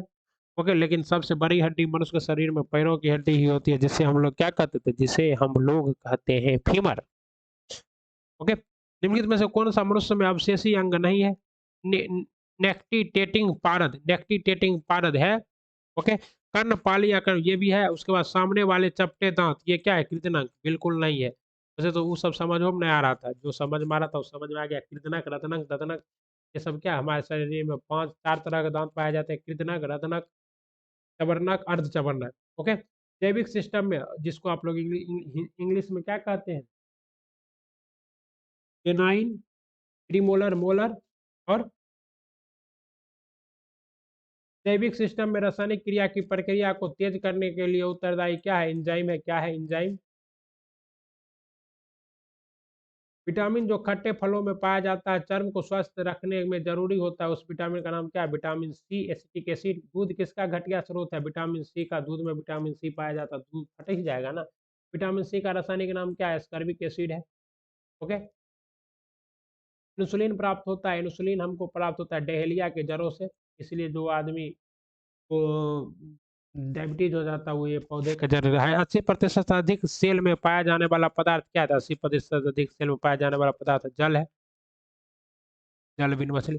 वर्तमान वर्तमान प्रमाण के अनुसार पृथ्वी पर जीव का उद्गम 2 लाख वर्ष पूर्व हुआ। इस युग में प्रोटोजोआ, शैवाल एवं जीवाणु थे। तो ये युग क्या 3.5 बिलियन अरब वर्ष पूर्व हुआ था, जो कि यहाँ नहीं है। और साइनोबैक्टीरिया, नीलहरित शैवाल का उद्भव हुआ था। किसका हुआ था? साइनोबैक्टीरिया या नीलहरित। निषेचन की क्रिया कहाँ पर होती है? तो निषेचन की क्रिया अंडवाहिनी में होती है, जिसको आप लोग इंग्लिश में कहते हैं फ्लोपियन ट्यूब। ओके। आधुनिक मनुष्य का पूर्वज है, आधुनिक मनुष्य का पूर्वज है क्रोमेनोन मनुष्य। नियंडरथल था मानव, ये कहाँ से खुला है? अफ्रीका में मिला था। क्रोमेन आधुनिक आधुनिक क्या है? आधुनिक मानव से मिलता जुलता है, या आज के मानव से एकदम 6 फुट लंबा और पूरी तरह सीधा था। ओके। विकास का मुख्य कारक क्या है? तो विकास का मुख्य कारण है प्राकृतिक बनन। प्राकृतिक बनन का थ्योरी क्या करता है? विकास का मुख्य कारण है फास्टेस्ट फिटेस्ट फिटेस्ट की थ्योरी। शैवाल और कवक में मिलने से लाइकेन बनता है, जिसे कहते हैं म्यूटिलिज्म। म्यूटिलिज्म, दोनों में किसी का नुकसान नहीं होता है, तो म्यूटिलिज्म कहते हैं। जैसे आप लड़की आपसे प्यार करते हैं, आप भी लड़के से प्यार करते हैं, कोई नुकसान नहीं, म्यूटिलिज्म। प्रतिवर्ती क्रियाओं का नियंत्रण केंद्र कहाँ पर है? तो प्रतिवर्ती क्रियाओं का नियंत्रण केंद्र क्या है? केसुरज्जु में, स्पाइनल कॉर्ड में। इसीलिए क्या है, कोई भी आदमी जैसे आपको चोटी काटा मारा तो सबसे पहले मैसेज कहाँ जाएगा, मेरुरज्जु, और उसके बाद कहाँ जाएगा, आपके ब्रेन में। विकास का कारण क्या है, तो पीढ़ी दर पीढ़ी अनुकूलन क्या है, विकास का कारण है। कच्चे फलों को कृत्रिम रूप से पकाने के लिए प्रयोग में लाई जाने वाली गैस का नाम क्या है, तो एसिटिलीन का पहले प्रयोग किया जाता था, अब एथिलीन का भी प्रयोग किया जाता है। माँ पौधे की भांति पौधा मिलता है, माँ पौधे की भांति पौधा मिलता है, इन दोनों में बीजों से भी और तना काट से भी। तना काट को क्या कहते हैं, वेजिटेटिव रिप्रोडक्शन। पानी पानी मिट्टी से जड़ों में जिस भौतिक प्रक्रिया द्वारा पहुंचता है उसे क्या कहते हैं, तो उसे कहते हैं परासरण कहते हैं। Okay, osmosis. जैसे कि आपका अंगूर ये किशमिश जो है पानी में फूलने देते हैं, सुबह बड़ा हो जाता है या चना बड़ा हो जाता है, वो भी ऑस्मोसिस के कारण। बाहर पानी की मात्रा ज्यादा है, अंदर कम है, तो पानी क्या होता है, बाहर से अंदर की ओर प्रवेश कर जाती है। जल के बाहर निकलने जल पे मछलियां मर जाती है क्योंकि बेचारी सांस नहीं ले पाती है। और ये क्या करते थे, जल में घुलनशील ऑक्सीजन से सांस लेती है, बायोडिग्रेडेबल। जहाँ जीव रहता है उसे सटीक को क्या कहते हैं, तो उसे कहते हैं आपको आवास कहते हैं। आवास कहते हैं, ठीक है, जहाँ जीव। और आपको पता है कि आपका जलमंडल, वायुमंडल और क्या है, स्थल मंडल, तीनों का मिश्रण जहाँ होता है वहीं पर जीव ज्यादा रहते हैं। मधुमक्खी कॉलोनी के सदस्य एक दूसरे को किस प्रकार पहचानते हैं, गंध से पहचानते हैं। किस प्रकार पहचानते हैं, गंध से। आइए, लगभग सभी पक्षियों में सूचनाओं का आदान प्रदान करने के लिए विधियां होती है, ये दिष्ट, आवाज, स्पर्श और अथवा गंध के द्वारा सूचनाओं का आदान प्रदान करते हैं। मायोवीन में कौन सी धातु पाई जाती है, तो मायोवीन में आपको लोहा लोहा पाया जाता है। मायोवीन लोहा और ऑक्सीजन युक्त प्रोटीन है, तो सभी स्तनधारियों में मांसपेशियों में पाया जाता है, जबकि हीमोग्लोबिन रक्त में लाल रक्त कणिक।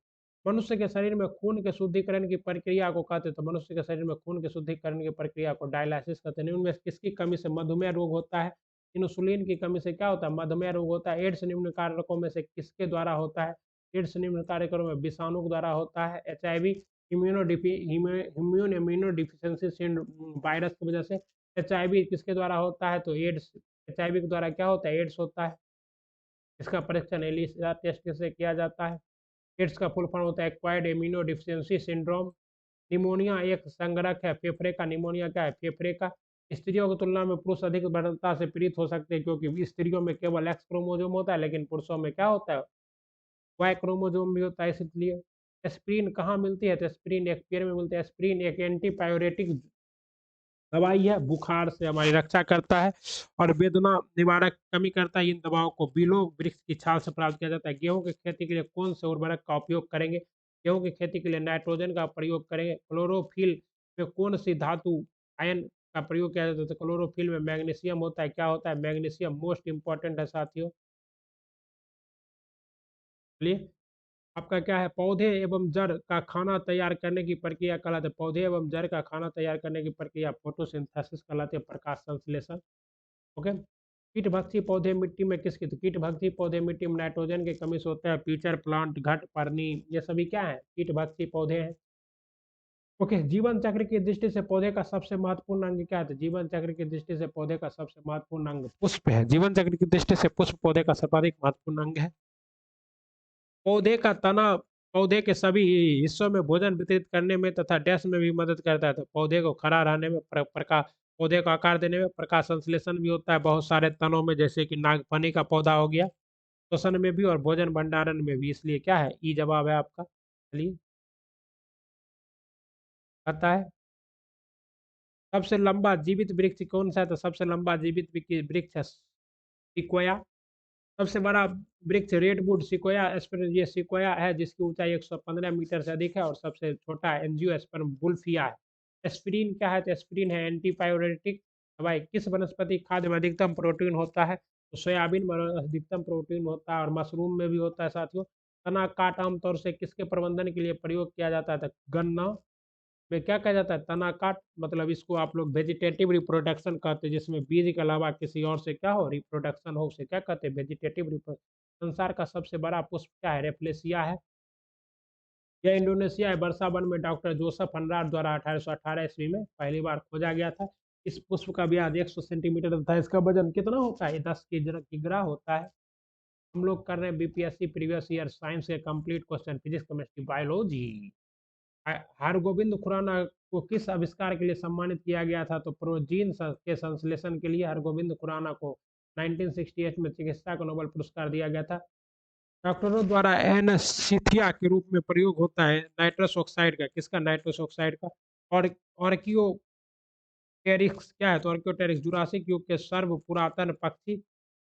डॉल्फिन वर्गीकृत किए जा सकते हैं स्तनी में। डॉल्फिन क्या है? स्तनी है। प्रति 5 लाख भारतीय एक रोग से मरते हैं, इसकी पहचान करें। तो ये रोग क्या है आपका? 6 रोग है।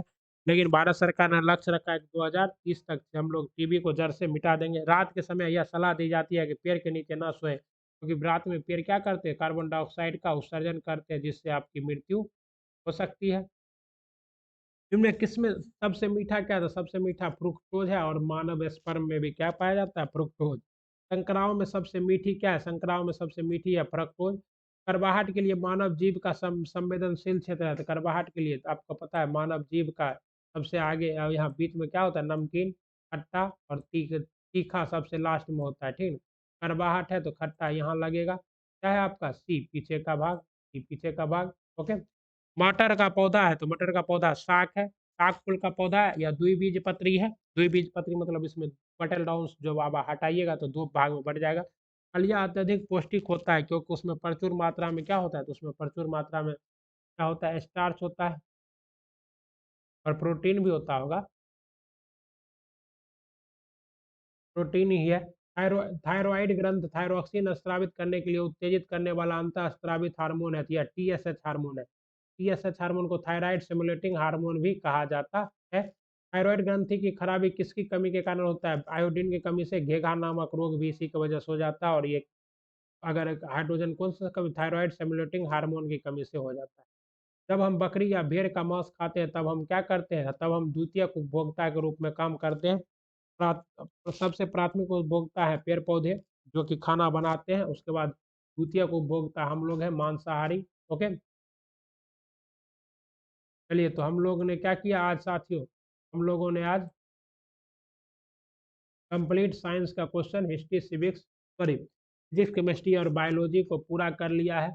अब आप लोग क्या कीजिए? इसको खूब मन लगाकर एक दो बार इस वीडियो को देख कर रिविजन कर लीजिए। जैसे आप रिविजन कर लेते हैं आपको एग्जाम में कुछ ना कुछ तो फायदा होगा ही। जय हिंद, जय भारत। फिर मिलते हैं। बंदे